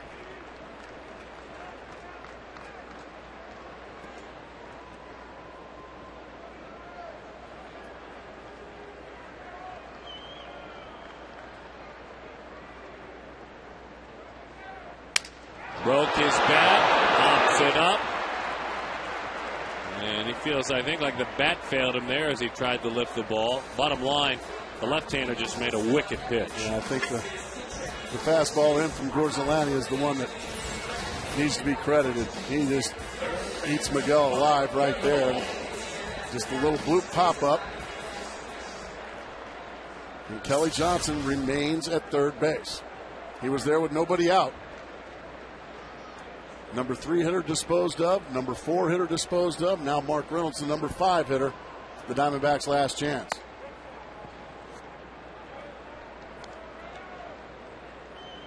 One and 0 the count. Reynolds with his opportunity. Chris Young got it going. He has been setting the table all afternoon as that one is outside. Chris is now the only player in the big leagues, in the major leagues, with 15 or more homers and 15 or more stolen bases.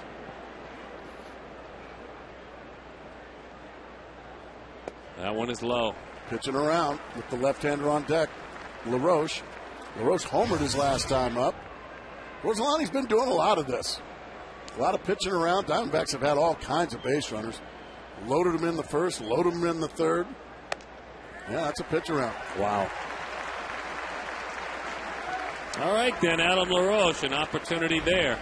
Adam, as you mentioned, homered. He has also struck out. There's a drive.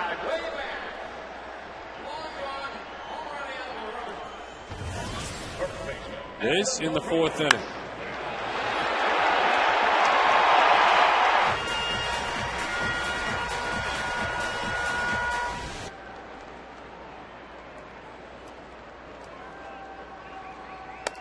Breaking ball sweeps outside.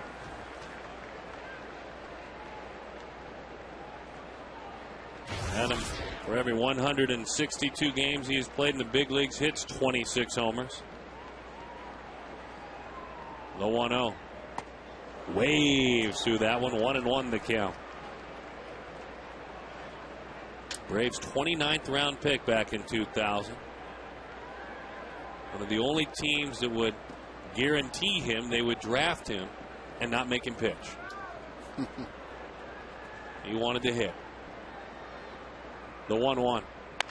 Breaking ball, ground ball. That runner from third will not score.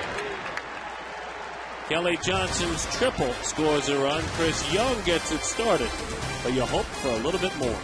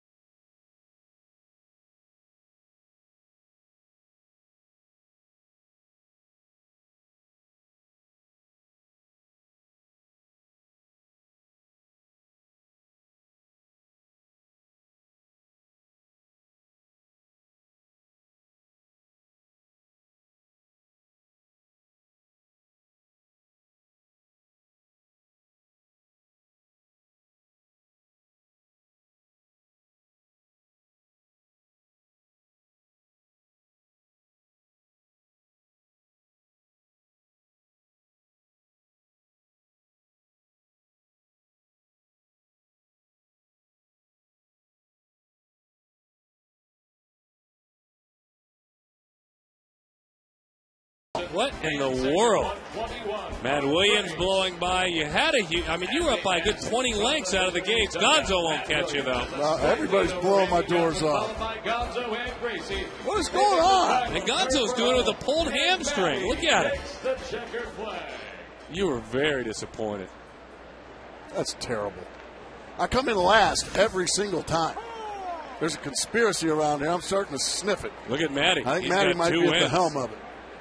conspiracy going on here. It's been a good start to the race. Up and in. He is hit by the pitch. So X-80 is on. And talking about not appreciating maybe a little bit of momentum. Kennedy doing it like Gorzolani.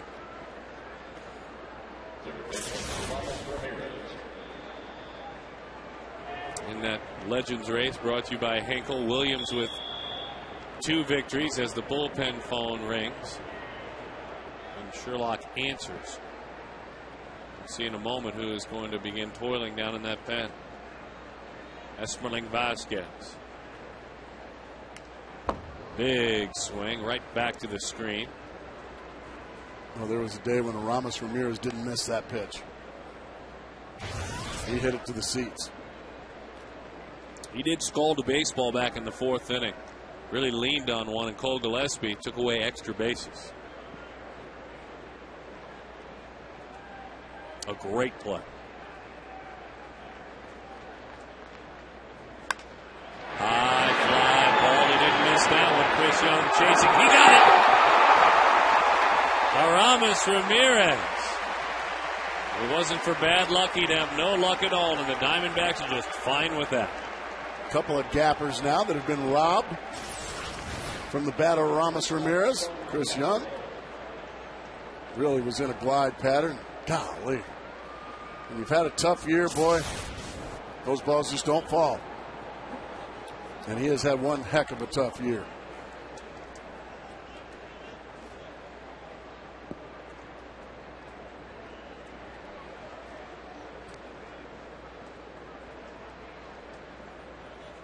Starlin Castro.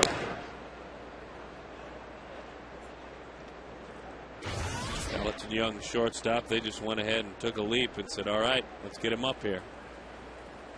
See what he can do, and he has rewarded this club. Those are plenty solid numbers for a rookie. Not necessarily a free swinger. He's hitting 274. His on base is 343. Not an alarming number of strikeouts. There's a lot to like about this young man. Athleticism, that's what he brings to the shortstop position for the Cubs. Some range. Still makes some 20-year-old mistakes. No question about it. But boy, is he some kind of talent defensively and offensively. I'm a big believer, man. If you got a guy that's ready, bring him up. Have your best players in the major leagues. He needs more seasoning. No. Dinner at home needs more seasoning. Ball players need to be up here playing. 1-0 the count. Breaking ball, 1-1 the count. Quest high-speed internet, high-speed pitch. Tom Gorzolani touching 93. Ian Kennedy 92. Kirk Gibson following that same belief with that man, Jordan Norberto. Get him up here. I need the hard-throwing lefty. I noticed a few things he said this morning when he was playing catch that he worked on. He was tipping pitches. He'll continue to work on command. Kirk Gibson would love for him just to work on it up here in the big leagues. He was proud of how he helped Gibson sniff out a squeeze yesterday, executed a pitch out. He said, look, you're a young man. You get a little bit nervous out there. You're back trying to get your feet wet again.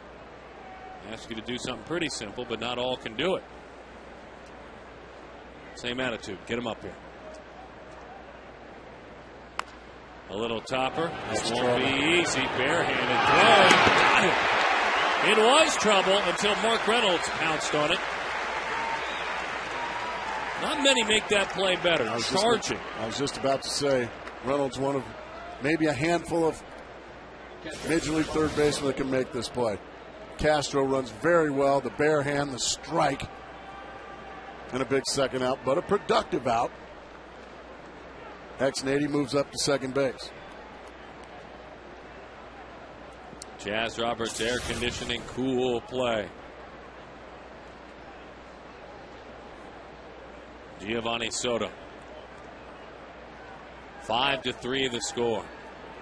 Miguel Montero wants to reset the signs.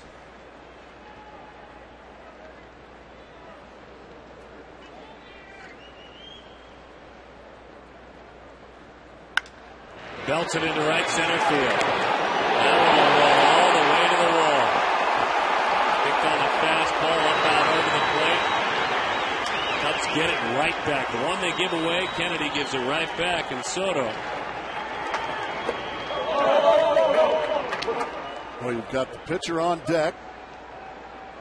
He's going to be called back now. You go ahead and pitch to Giovanni Soto, the Rookie of the Year a couple of years ago. First pitch he sees, bang, into the gap it goes. And the Cubs strike right back.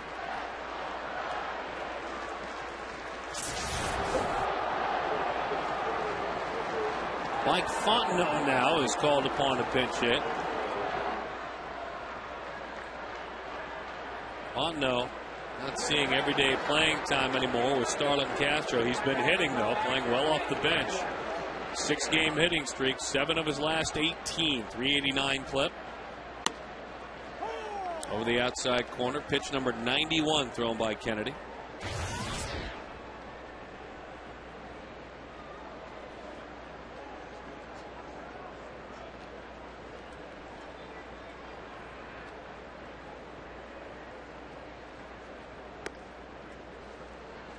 One ball and one strike the count.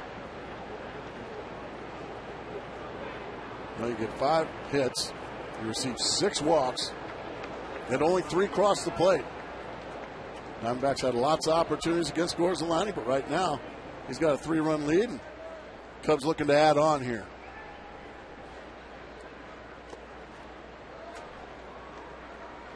Two and one the count to Fontenot.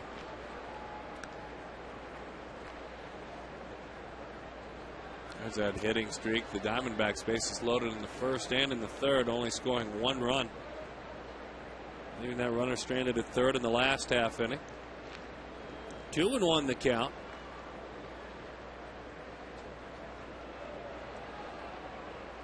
Fontenot brought to town in a trade that sent Sammy Sosa out of town to Baltimore in his 6th season with the Cubs. Went to LSU, as did Terrio. They were national champs in 2000. That one is low, 3 and 1 the count. Cole Gillespie knows what that's like out there in left field. Won it all at Oregon State.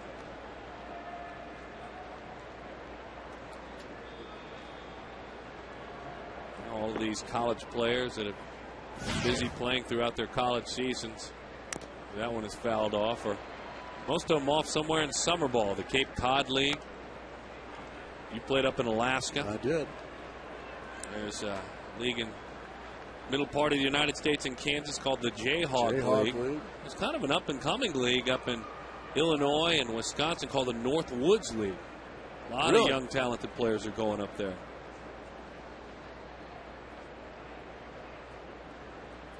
Most of them are wood bat leagues as well. Great Legs League coming along. Great Lakes. And Great Legs. You got great legs.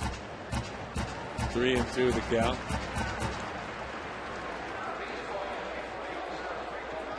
I'm liking having this camera walk around the ballpark.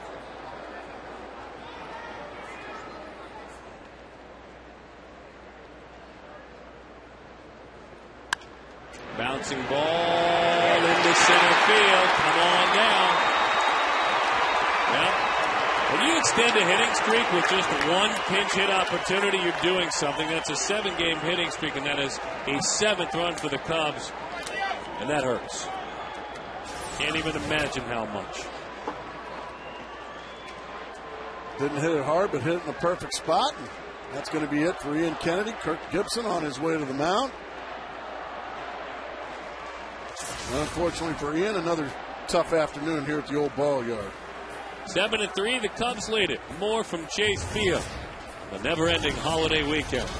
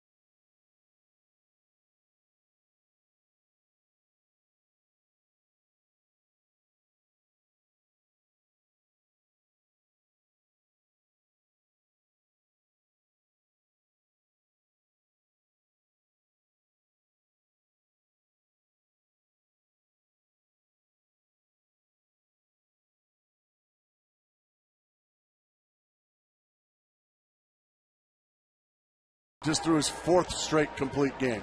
And it's nationwide news in baseball. 28 straight for Robin Roberts. Goodness gracious. He had 33 on the season. Of the 41 starts, he completed 33 of them.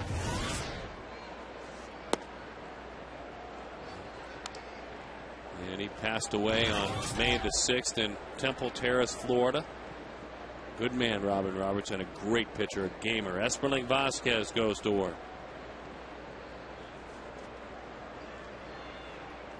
The Cubs with 7 runs. They had scored 8 total runs in their previous 5 games.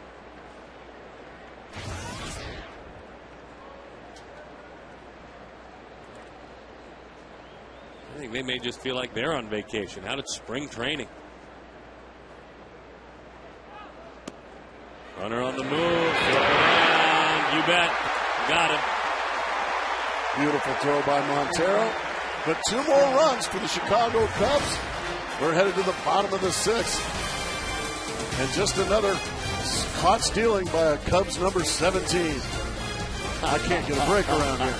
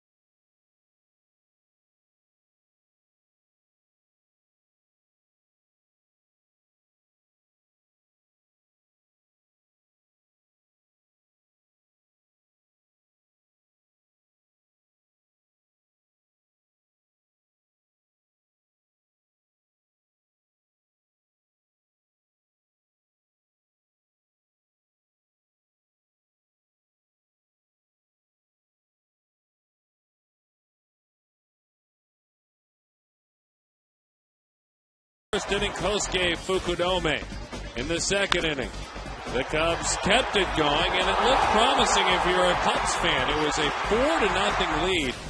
But then the Diamondbacks started to chip away, and with this home run, you felt like they were making their way back into the ball game. Adam LaRoche, good to see for Adam. In the 5th inning again, Kelly Johnson with a triple. Now things looking very positive. 3 runs on the scoreboard within 2 runs.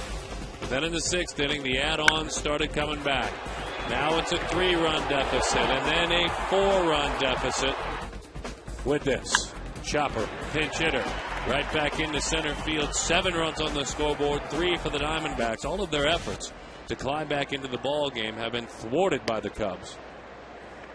As Andrew Kashner, big fella, broad shoulders out of TCU, and I am told from a man who has seen him throw, the man sitting to my right, he throws pretty hard. Gas.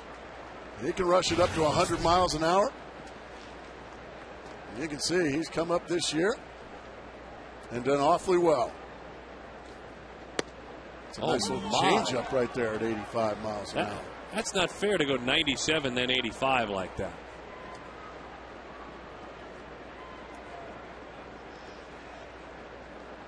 We mentioned out of TCU. Those a breaking ball in there. 2-2 the count. All right, that's enough of the change-ups and breaking balls. I want to see the heater. Let's go. Show me the gas. Come on. Fastball. Challenge up with Drew. Fastball, he missed in at 97 miles an hour.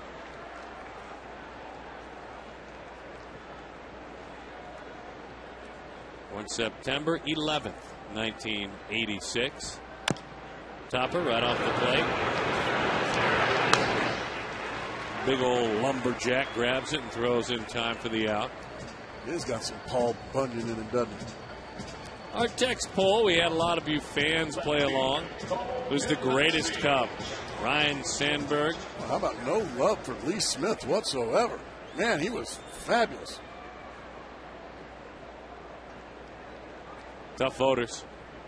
But you know what? Not surprised that they picked those two up top. Rhino and Harry Carey. A little slider spins in there. So the average fastball for the young right-hander, 96.5 miles an hour. 99. 1-1 the count. Everything under control. First round pick in 2008. Change up, misses outside. Number 4 prospect heading into the regular season by Baseball America.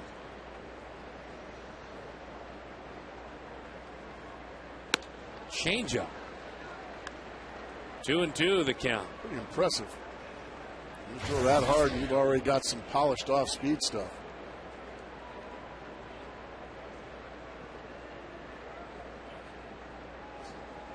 The 2-2. Uh-oh. That one wasn't really polished. 98 mile an hour in the dirt.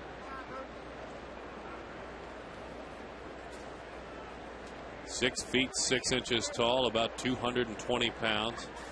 Tall enough you hardly need binoculars to see him. The 3-2. Another changeup. Talked about how he just keeps it simple. A controlled fall is really all it is. Just a really gifted right arm. Well, that's just smooth 99. Are you kidding me? And that's when you're that tall, and we talk about this a lot when you have some height, as he's coaching himself right now. You rarely see a tall, lanky pitcher, quote unquote, bend that push off knee and drop and drive. You'll see him use their leverage, get that lead arm out there, and it's, as we said, a controlled fall. He walked him, though, and a nice at bat by Cole Gillespie. I would imagine not a very comfortable one. Yeah, comfort and this kid don't really go hand in hand. Gerardo Parra is going to come in and take his chances. That man made you think you were comfortable in the batter's box, and you never were. Boy, what a thrill it is to have Greg Maddux visiting. He's keeping an eye on a lot of the Cubs minor league pitchers. Not a bad resource to have. I never felt comfortable off him when I was hitting off of him. Never. Even though he didn't throw 99 miles an hour. There you go. He still had the ability to make you look really, really bad. One of the greatest right-handed pitchers. There's another guy. That guy made you feel uncomfortable. Well, you're not kidding. That's one of the greatest right-handed pitchers that the game has ever seen. You got to face him and teammate with him. It was a pleasure playing behind him. Well, it's always a pleasure when he throws nothing but strikes. Quality strikes. 18 gold gloves. Is that any good? Never pitched very well in this ballpark. That's true. You see me around guys all the time, Gracie. You have a lot of greats that come visit you. When he came in here, that's my favorite player of all time. Really? Right there. Not me? Well, you're in the top 50 or 65. 50 or 65? 2-0 the count. Well, it had to be a pitcher, you know. Had to be a pitcher. And it had to be a guy that was a member of the Atlanta Braves for a while. The 2-0. Bouncing ball. Into right field. It's a base hit. Gillespie looked like he took a little tilt. Otherwise, I thought he was headed to third. Unfortunately, had to stay at second base. He could have easily gotten to third. Chopped through the right side. Good jump, and he's got good speed. Just got his steps messed up, and yeah, he took that last peek and forgot where the base was. So the Cubs get a break there. All right. 7-3 the score.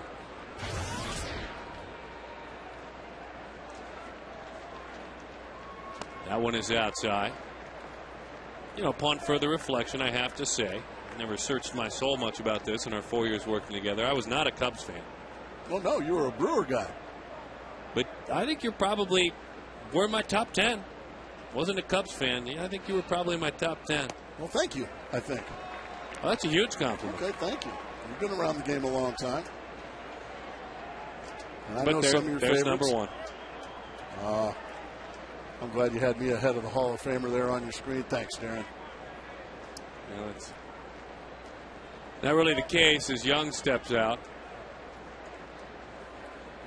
Who's your favorite position player? And don't say me. Ronce.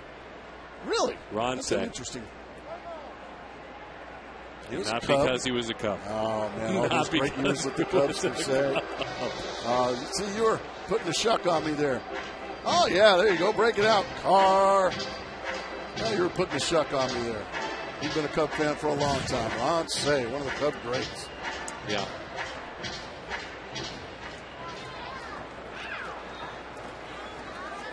Love it up there. Love visiting the Sandlot Futures Field at the ballpark. This guy's all over the place. You can have all the great stuff in the world, but if you don't throw it over the plate, you're not doing anybody any good. All of a sudden now, one wide one away from bringing up the tying run, and Kelly Johnson. Not even close. Outside ball 4. And fires that bat away. Lou's looking for some options, getting some advice from back in that dugout. He's got double barrel action in that bullpen, and they're both ready. That's what that wave of the cap means. So Lou's going to take his time. And he's got the hook with him. Lou always takes his time. He's going with the left hand. Diamondbacks within Grand Slam range have the bases loaded again. The young, hard-throwing right-hander. As they make the call to the bullpen, Kelly Johnson will get to know who he will face. We'll reset the situation when we come back. Mr. Top 10 and Darren, more with you.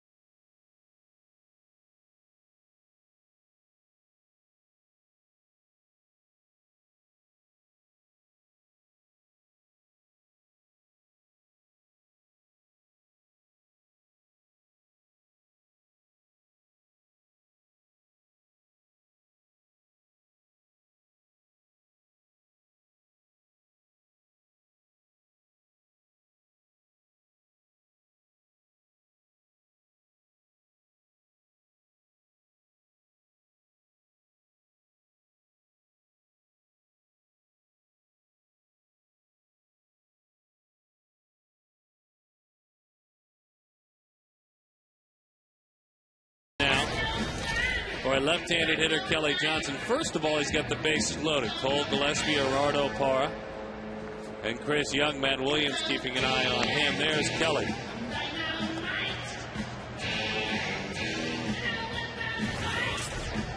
James Russell goes to work. Russell for the 24th time this year.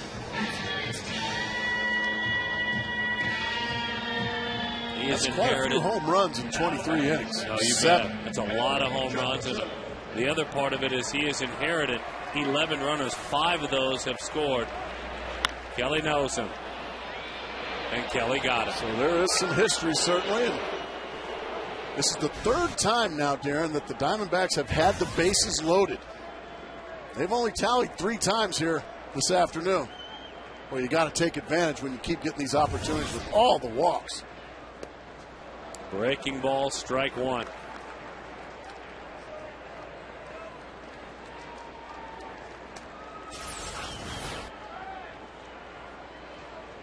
Heavy bender, and he chases.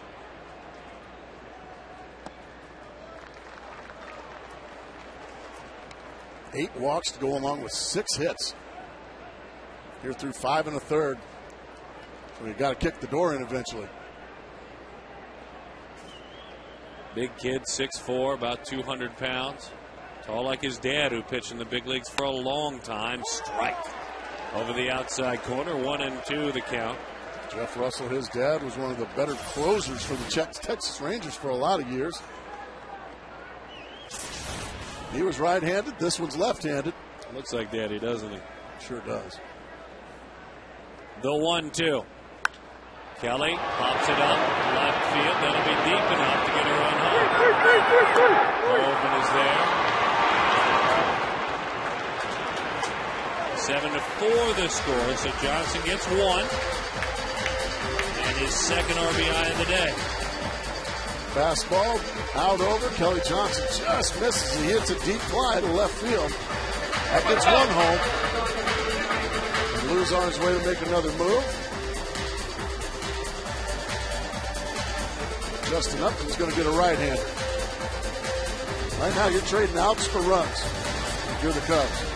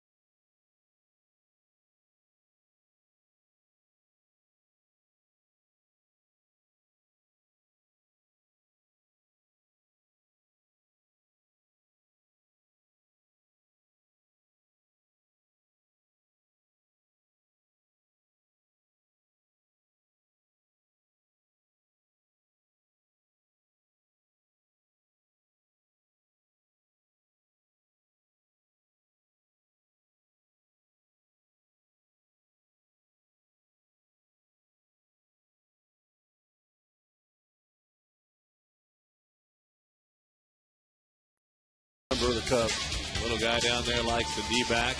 Love it. Fans doing a great job supporting your club. Justin Berg just got called back from AAA Iowa. No record and a 6.43 ERA. And there you see it in 14 innings in the big leagues. Fastball slider. And throws the fastball about 8 out of every 10 pitches. Gets some good sink on the ball. Justin Upton now representing the tying run. See if he can break out of his little mini funk. There's the breaking ball for strike one. That's the 2 out of 10. That's exactly right.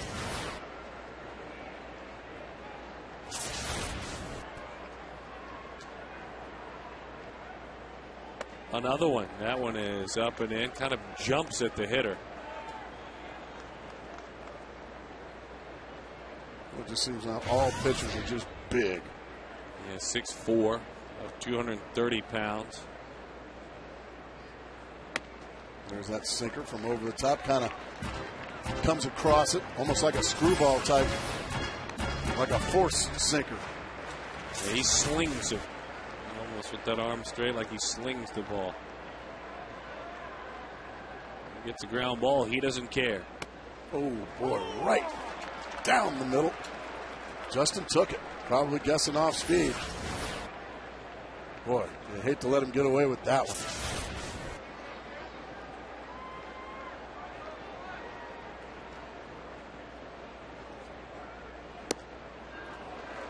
Well, that's a tough pitch to lay off of. That's quite a sinker.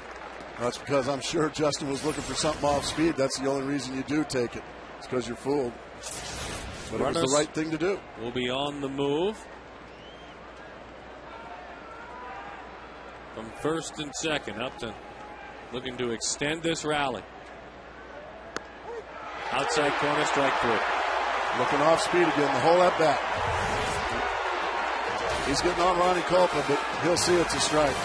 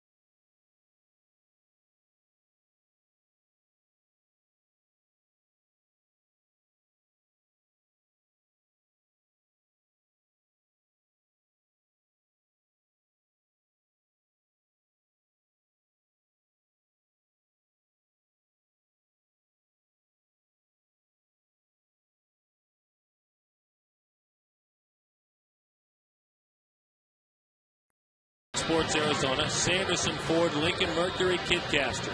Be at the Chase Field Plaza from 3 to 5, just before the D-backs game. Answer the call to become a Kidcaster.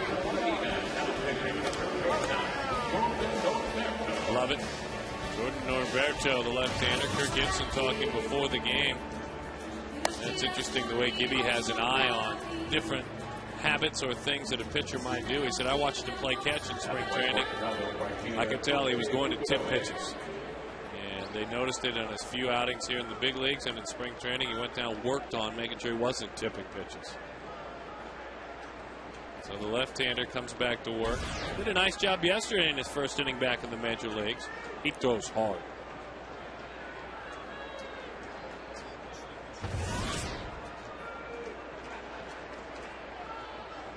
Fastball right down the middle, strike 1.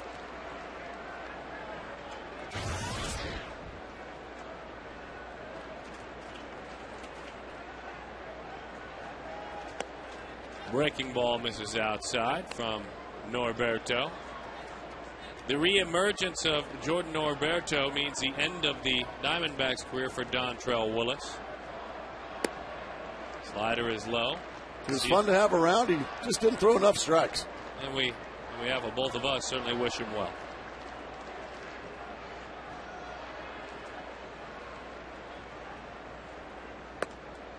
Outside. Got the fastball over for strike 1. Part of the D-backs training center, cage area. Keep your eyes down and head on the ball. Easy to do when you're on TV.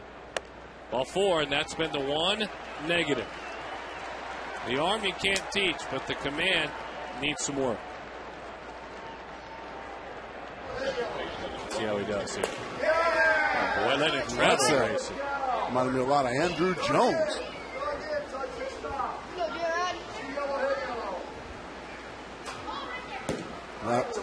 Swing and miss. All right. Keep those hands high. 0-1 the count.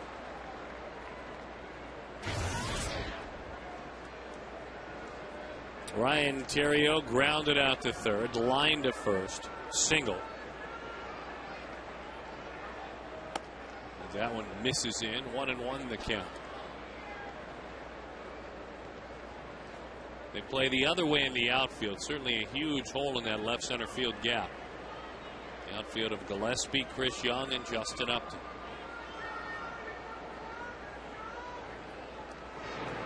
Even with the bag at third is Reynolds. The infield of Reynolds, Drew, Johnson, and LaRoche. Into the infield in a couple of steps.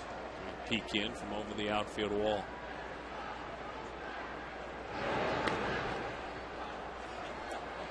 All right, Jordan. Let's throw some pitches here. You had your chance with him. There we go. Go ahead and throw it. 1-1 the count. There we go. But it's into the glove of Johnson. Thought it might sneak by him. Kelly with a fine play. Well, we've seen a couple of sprawling diving catches. One from Cole Gillespie earlier. Now, every ounce of that 6-foot frame there from Kelly Johnson extends to make the grab. Nice play. See what happens when you just throw it there, Jordan? Just throw it. Somebody will make a play behind you. Here's Marlon Bud.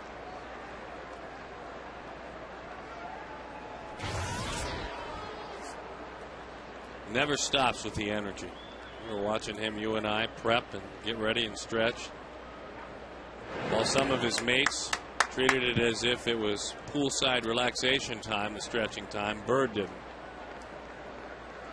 Jordan keeps throwing over. I'm just trying to keep him fired up. Here we go. Go ahead and make some pitches. On the lefty. Has him out in front. They pull it. There's one. Not in time. Bird hustling, but again, off-speed pitch away. Tried to pull it, did Bird. And they get Fukudome out front on a fielder's choice. Nice play by Stephen Drew, and once again, Jordan Roberto just throwing the baseball. That's all he's got to do. Just throw the baseball. Good things will happen. Nearly able to turn the double play, but Bird runs very well for a big man. So 2 outs.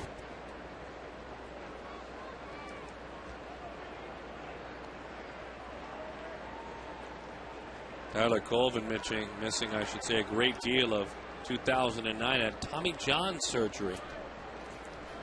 A lot of people think that only pitchers have that surgery. Position players have the same injuries as well. And Colvin had to battle back from it. Had it on his left elbow in November of 2008. Now, position players can play a lot quicker than pitchers can. Well, they're better athletes. From Tommy John surgery, that's one man's interpretation. The 0-1.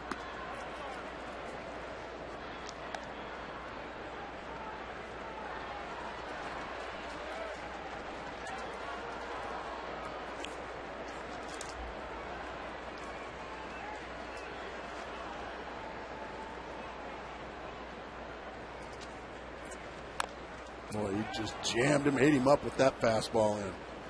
Well done. That usually sets up a slider right behind it. Get Colvin to speed up a little bit to get to that fastball in. Now he's got him set up for the slider if he wants it. 3 dominating seasons at Clemson. That's where Colvin played. He went right back up and in with a fastball. Ooh. Goodness gracious. Ooh. Allow me to introduce myself. My name's Jordan Oberto, and this is my 94-mile-an-hour fastball right at your neck.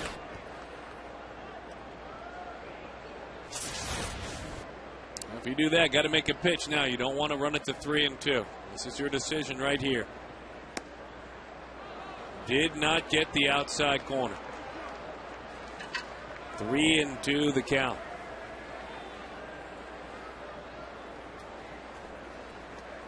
Tyler today is 0 for 3. Struck out, grounded out, and flied out. CHN AT ARI waits on deck. Runner goes, fly ball right field. Boy, I've been waiting for a left-hander for a while, Darren Sutton. And he's doing the job back in the big leagues. Time for the 7th inning stretch. The Valley Hyundai dealer 7th inning stretch. Your dollar. Got me a lefty out there.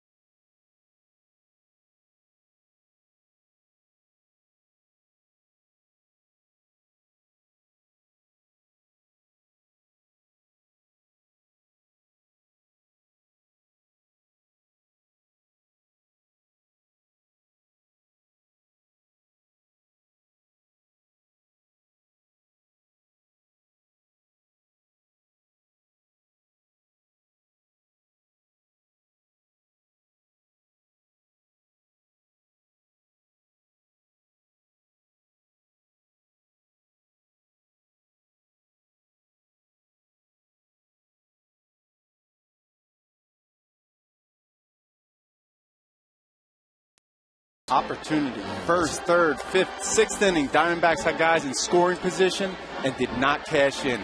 I'm going to show you how those missed opportunities shifted momentum to the Cubs. So then really it's two words. It's opportunity and momentum. Well, they go hand in hand. Okay. Like peanut butter and jelly. Okay. Guys, we'll send it back to you. I can't wait to boil this down. I'm excited about it. 2 words. Very, very good stuff. Look forward to our post-game show. When opportunity knocks, you might want to open the door occasionally, and the Diamondbacks unable to open the door very often. The greatest Cub in the 1980s, as you see our text poll. Ryan Sandberg, 56%. Harry Carey up in the broadcast booth. And Lee Smith is finally adding on to some of his vote count.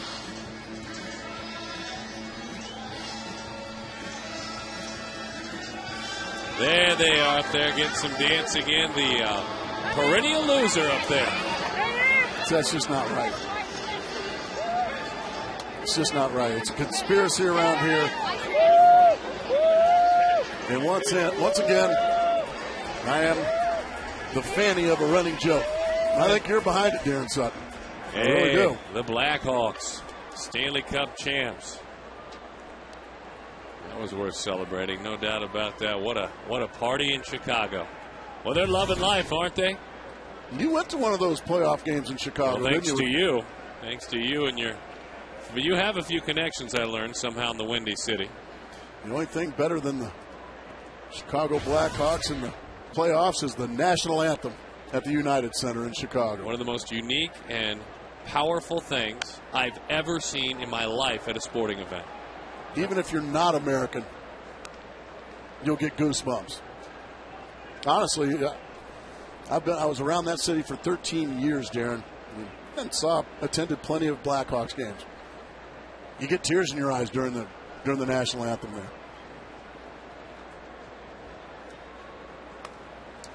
Folks, the seats that Gracie took care of me with, I was sitting right next to John Cusack and Chris Chelios. That's how connected Gracie is. Just well, I'm sorry to hear that. Let me pick that name up I just dropped there. That pitch is high, 3-1 the count. But it wasn't my doing, folks. Don't kid yourselves. 3-1 the count to Miguel Montero.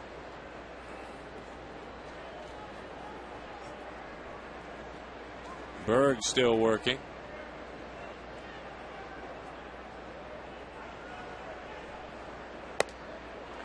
That pitch is high. There we go. That's how you start walks. 9 walks now by Cub pitching.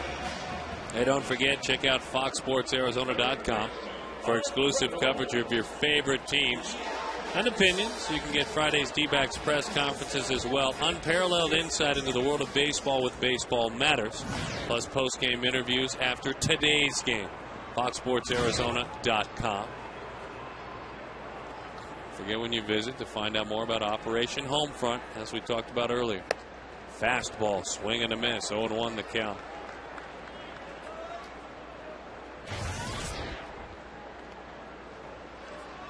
One other day game that is active right now. It's at Miller Park. And the Brew Crew tied with the Giants for the longest of times, but then San Francisco's opened things up a little bit. They lead 5-1 at Miller Park.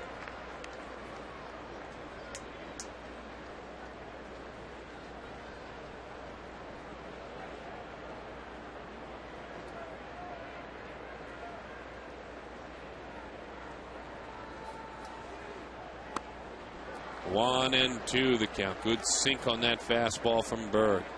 And he just went right down the middle with a sinker. Got it by him. That's the old school purple colors.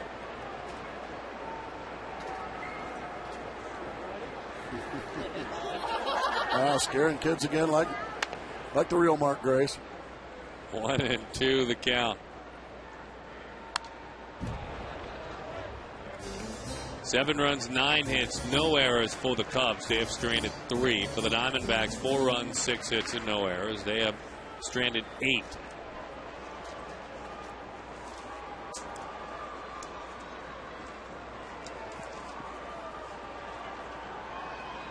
One and two.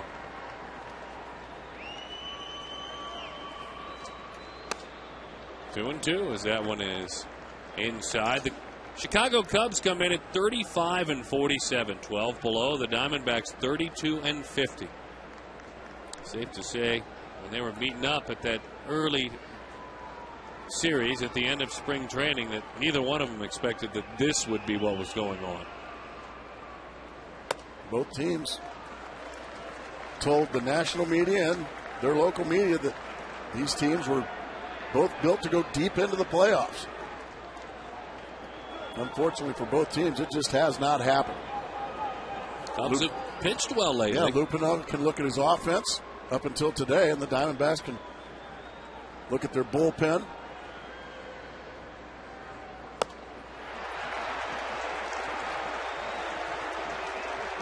Reynolds goes down on strikes. And Lou Pinella's going to make a move after we see this again. Got him to chase ball 4 up above the belt. I think he's going to get a lefty out there. He's got a couple of them. Marshall has had a fine season. He comes trotting out of that bullpen. We step aside.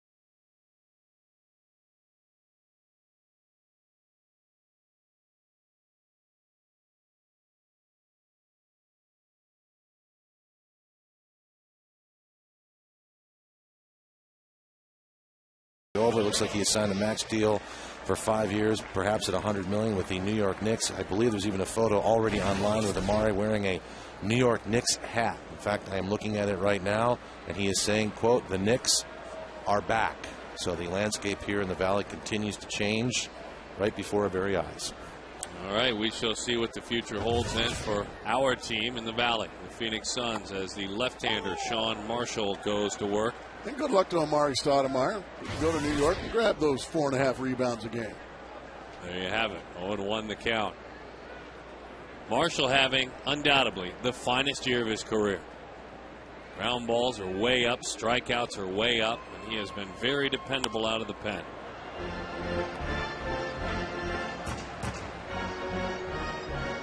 He's kept the ball in the ballpark regularly. We saw those numbers a moment ago. Just 1 home run allowed in 38 in the third, just 9 runs overall. He has struck out 44. Looks like he's found his niche down there in the pen. And that didn't take long at all to dispose of Adam LaRoche. Well, Diamondbacks starting to pile up the strikeouts again here this afternoon. A couple of fastballs to get ahead, and then a big old curveball that LaRoche can't lay off of. Well, you know what he's done so well this year? Piniella does not have to rush out and get him out of there. Right-handers, he's faced a lot of them, are hitting .207 against him. Lefties, .224, so he's neutralized them both. Well, that big breaking ball, strike one.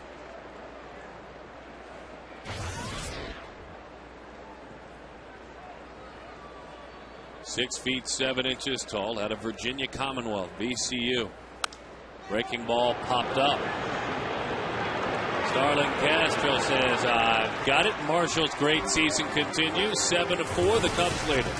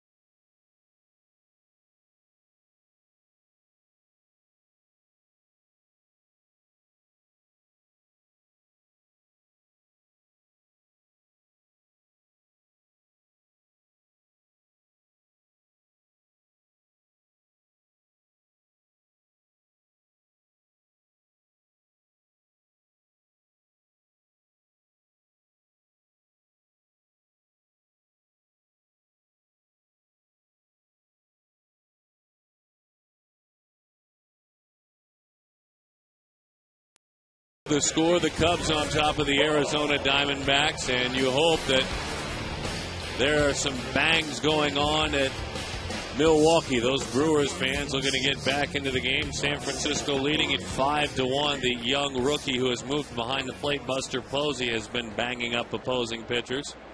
1 of 3, hitting .301 this year. Sanchez against Dave Bush, but it's that Brewers bullpen that is folding. They're putting a little bit of the full court press. That Brewers bullpen trying to creep up into Diamondbacks territory. They have had a tough year with their pen as Qualls buries that fastball in. 0-1 the count for the right-hander.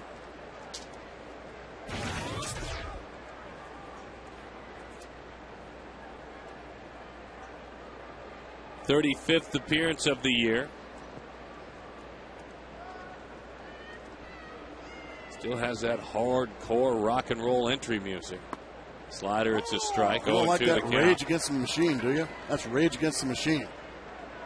I'm not as cutting edge as you and Chad. I know they're good. Are they like 9-inch nails? No, a little heavier. A little heavier. They're not like that Miley Cyrus stuff that you listen to. Now, my daughter's like that. I can't say I'm a huge fan. That's something to be a huge fan of. How about that slider?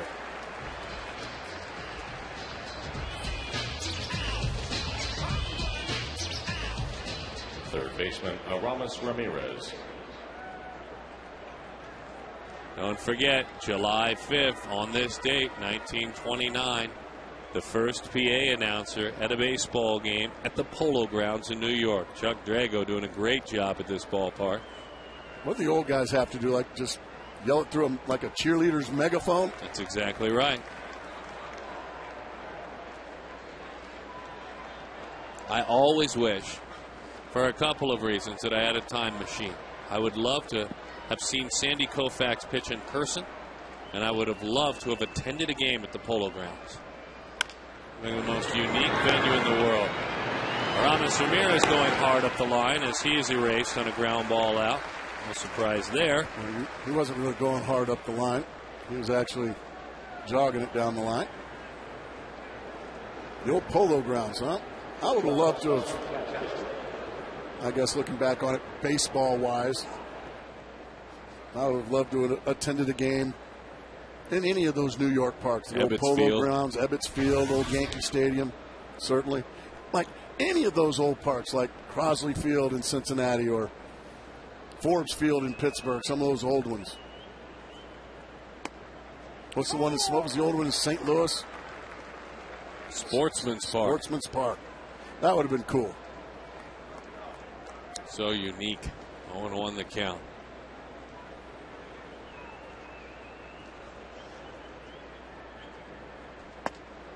Slider 0-2 the count. Well, Chad Qualls. Honestly, since he's been taken out of that closer role, Darren, he has been lights out. Yeah, he has started to piece things back together nicely. Confidence, he said, talking about it the other day on the day that the new manager was announced. Pitch with a slider. And did he go? Just in case, he'll check. Didn't look like he did. Balls can't get any help on that one. Ron Copa refusing to ask. In his last 3 appearances, he has not been scored upon. Ed was very honest the other day, saying, I can't help but think how things might have been different all around this place if I would have done my job. I bear that responsibility. That kind of honesty you respect. That one is fouled off. Up into the stands. Let's hope everybody's okay, and they are.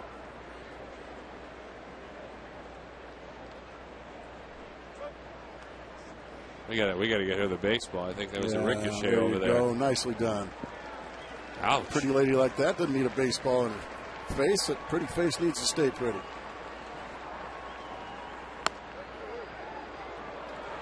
That one inside.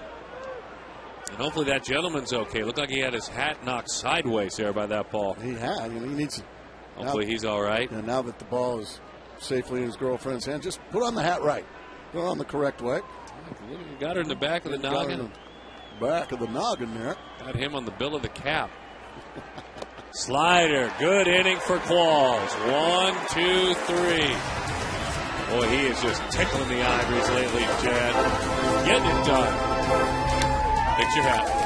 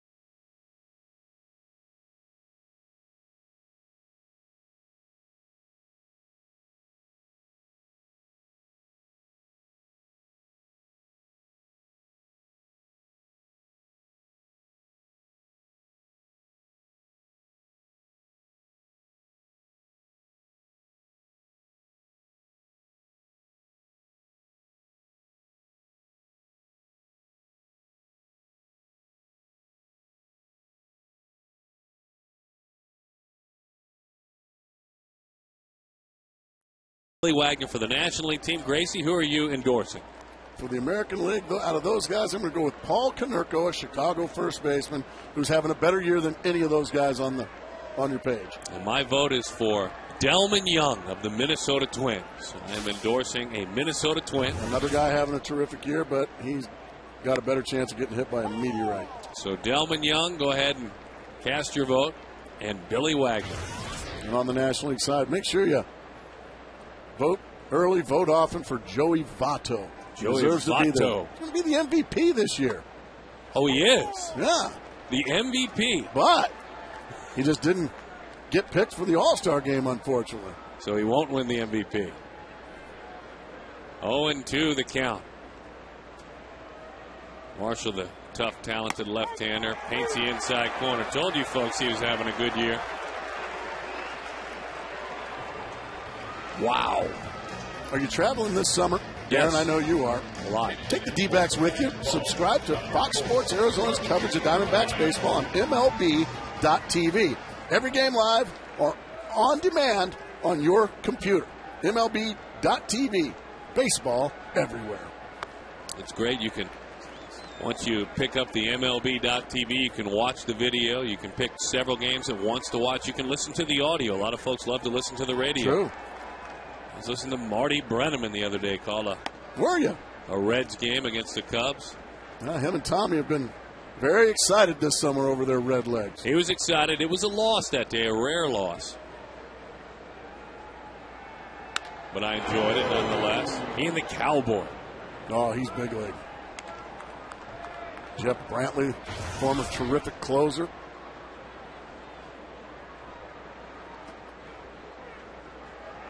We just heard from our good friend Tom Brenneman. What do you have to say? Checking in. Likes the Kirk Gibson move. Giving him a chance to manage. Longtime voice of the Diamondbacks, now back working with Dad.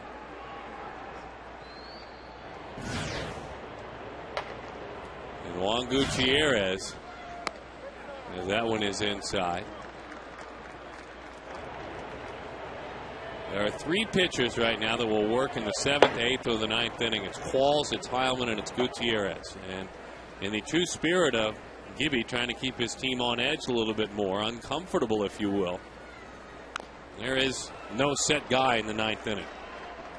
Well, none of the games have called for it either.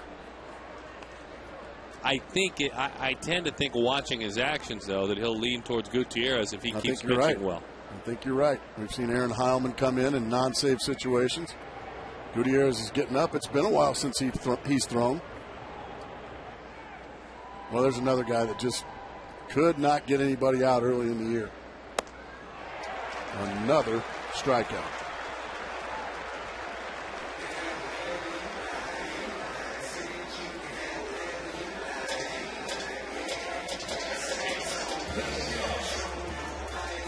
Well, that stuff's got to end, Darren Sutton. It ain't ending this afternoon. No, and he has been clear that things don't change immediately, but he wants it to end. Stuff is not the word he used, but he wants it to end.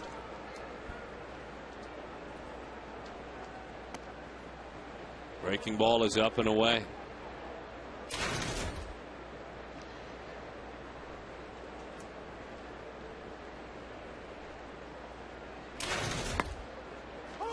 Cuts a fastball, 1-1 the count. Well, he is throwing fastballs, curveballs, and cutters, and he is crushing the strike zone.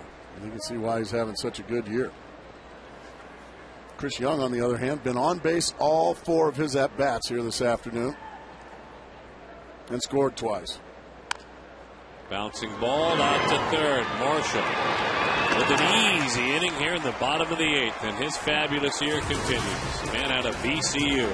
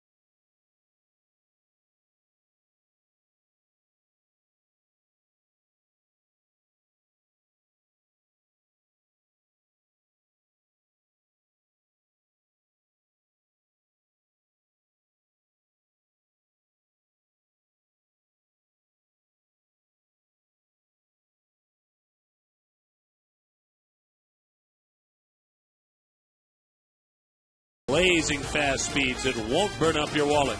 Valley Hyundai dealers. Time now for the 7th inning stretch. Your dollar. Hyundai, now the most fuel-efficient car maker in America. Valley Hyundai Dealers.com.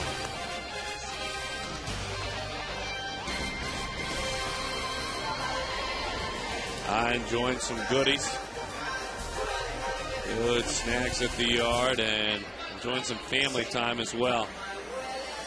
Juan Gutierrez takes over with all of these youngsters looking on.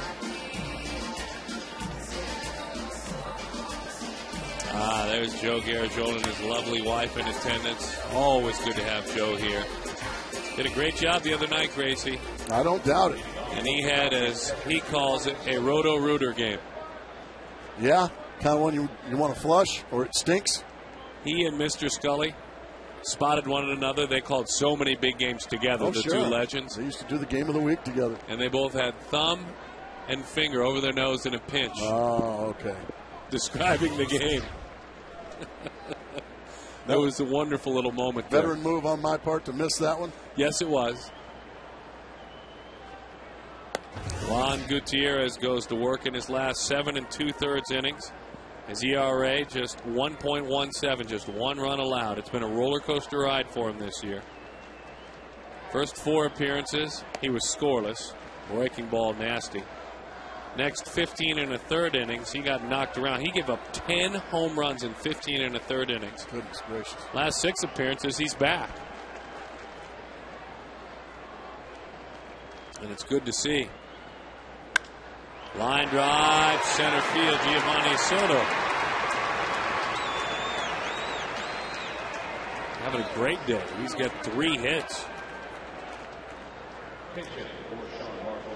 Don't forget, every Wednesday, log on to FoxSportsArizona.com and talk baseball with veteran baseball writer Jack Magruder during his Wednesday web chat. He'll be on during this Wednesday night D-backs game against the Chicago Cubs. Here is Alfonso Soriano. Season as a whole, pretty decent numbers when you look at him. As that breaking ball drops in there, but he is going through a horrible stretch right now. He was so hot when we were in Chicago. Just about every at bat, the result was a homer.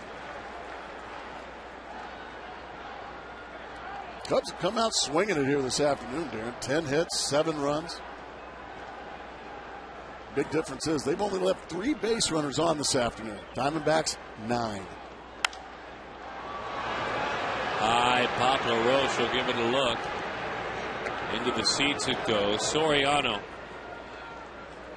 through May the 23rd, was hitting .326 with 9 home runs.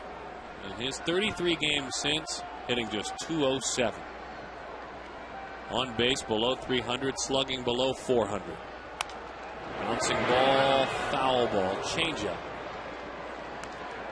It's another part of the story I think that needs to be told for Gutierrez. He's believing in that changeup too, and that just gives a hitter, they can't really get in that comfort zone. Yeah, just another guy that Lou Piniella has been relying on that has just gone straight south in the last month. A lot of times you look forward to the calendar change into July. Until today, these guys haven't enjoyed this month much either in the first 5 days. Fastball, he enjoyed that one. He's been quiet, not anymore. He's representative of his teammates, having a big offensive day at Chase.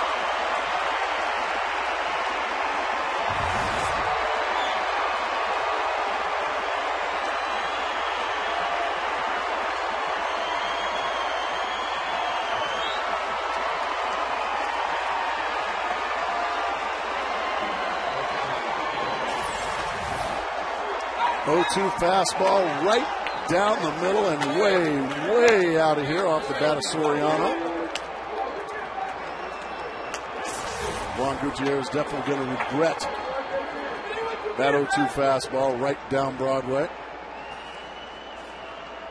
And the Cubs are starting to pile it on. They are piling it on. 800 career RBIs. The other part of the story, this year, Alfonso Soriano, he might not be hitting many other players or pitchers, as that one is a strike. He is 8 of 16 with 5 home runs and 12 RBIs against the Diamondbacks. Might be time for Mel Stottlemyre to go to Plan B in facing Alfonso Soriano.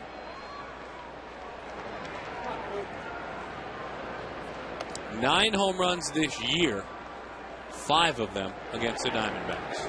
Yeah, these guys have come out after struggling for 2 weeks offensively, come out like the Toronto Blue Jays here this afternoon.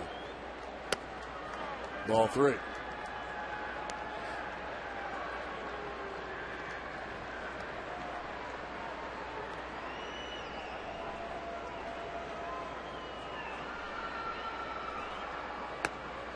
Ball 4.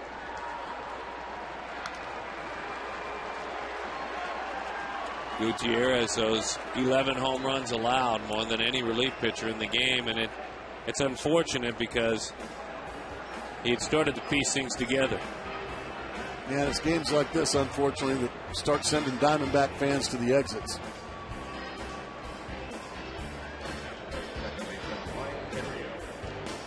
See if he can piece it together, get himself a ground ball, and take something positive from this outing. 9 runs, 11 hits, and no errors for the Cubs. They have stranded 3 for the Diamondbacks. 4 runs, 6 hits, and no errors. They have left on 9. 0-1 the count.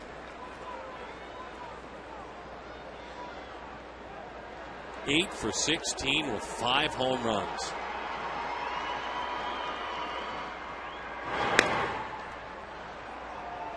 Does he wear number 12? Yes.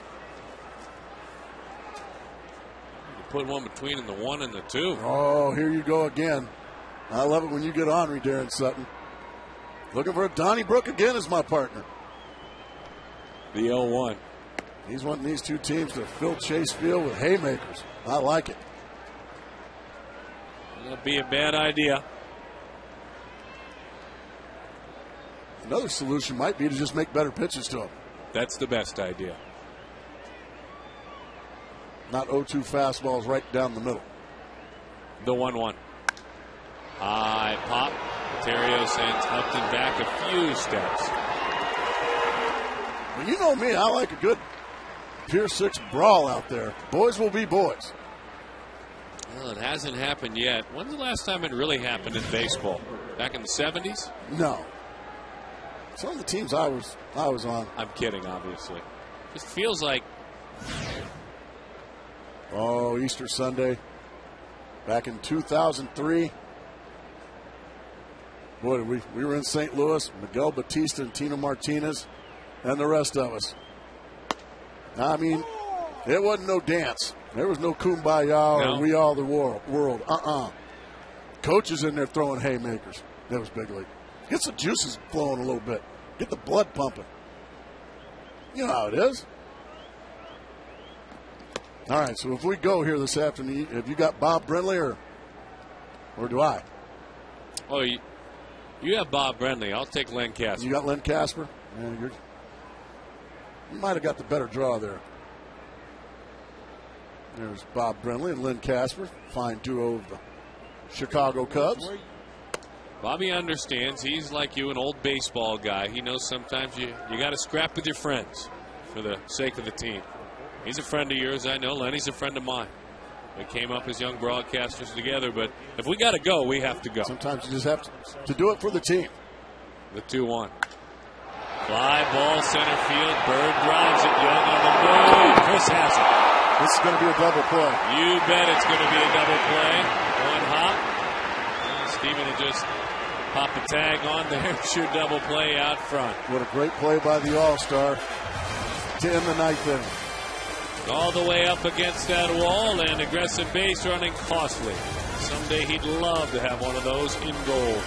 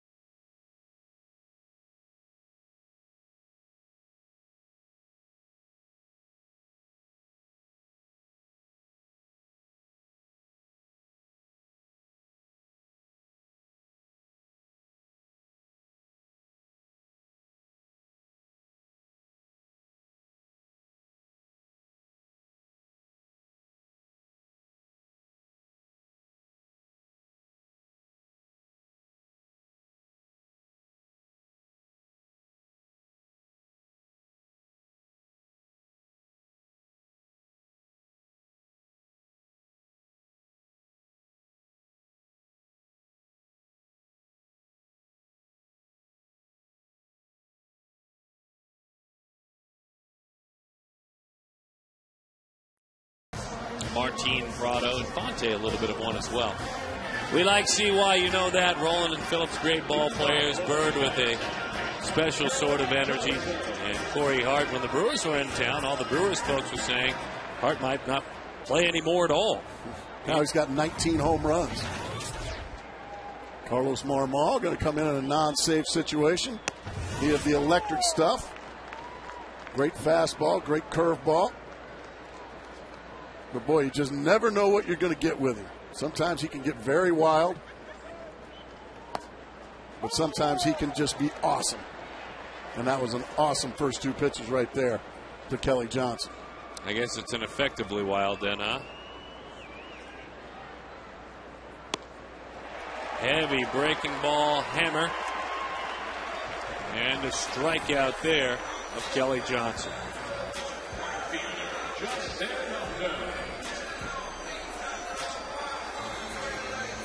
So now Justin Upton.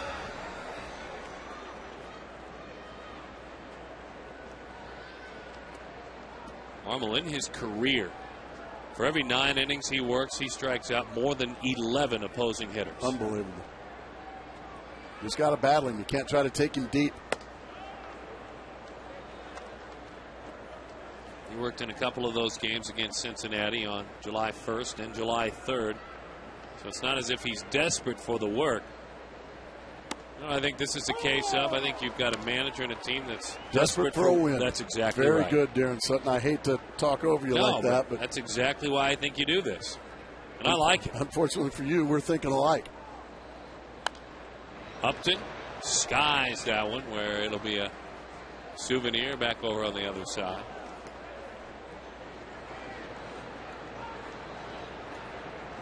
He wants to get back in the business of winning baseball games, no matter where he is in the season. 36th game for the Diamondbacks this year, in which they have struck out 10 or more times. Especially late in the ball game. Starting with the 7th inning. 5 strikeouts and 2 outs left. Just starting in the 7th inning. He's got to frustrate Jack Howell.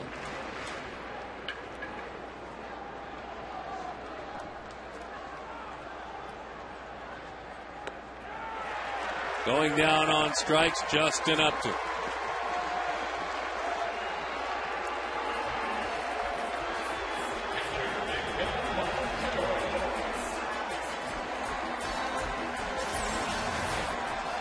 The breaking ball down and away.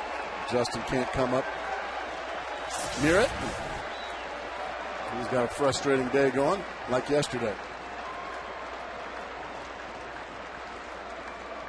3 strikeout day, 0 for 4.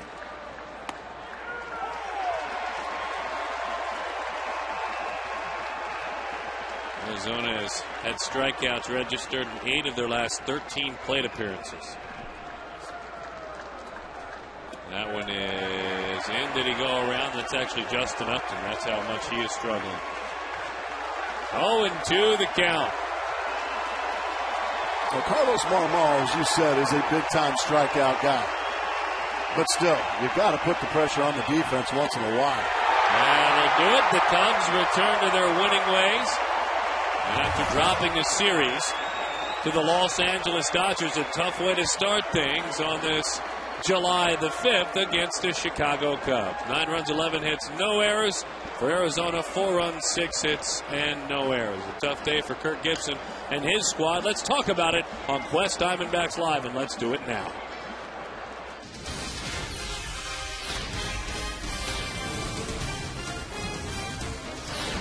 As we said in the bottom of the 7th inning, as we promote this show, this game on this day, really all about one word, and then maybe another word.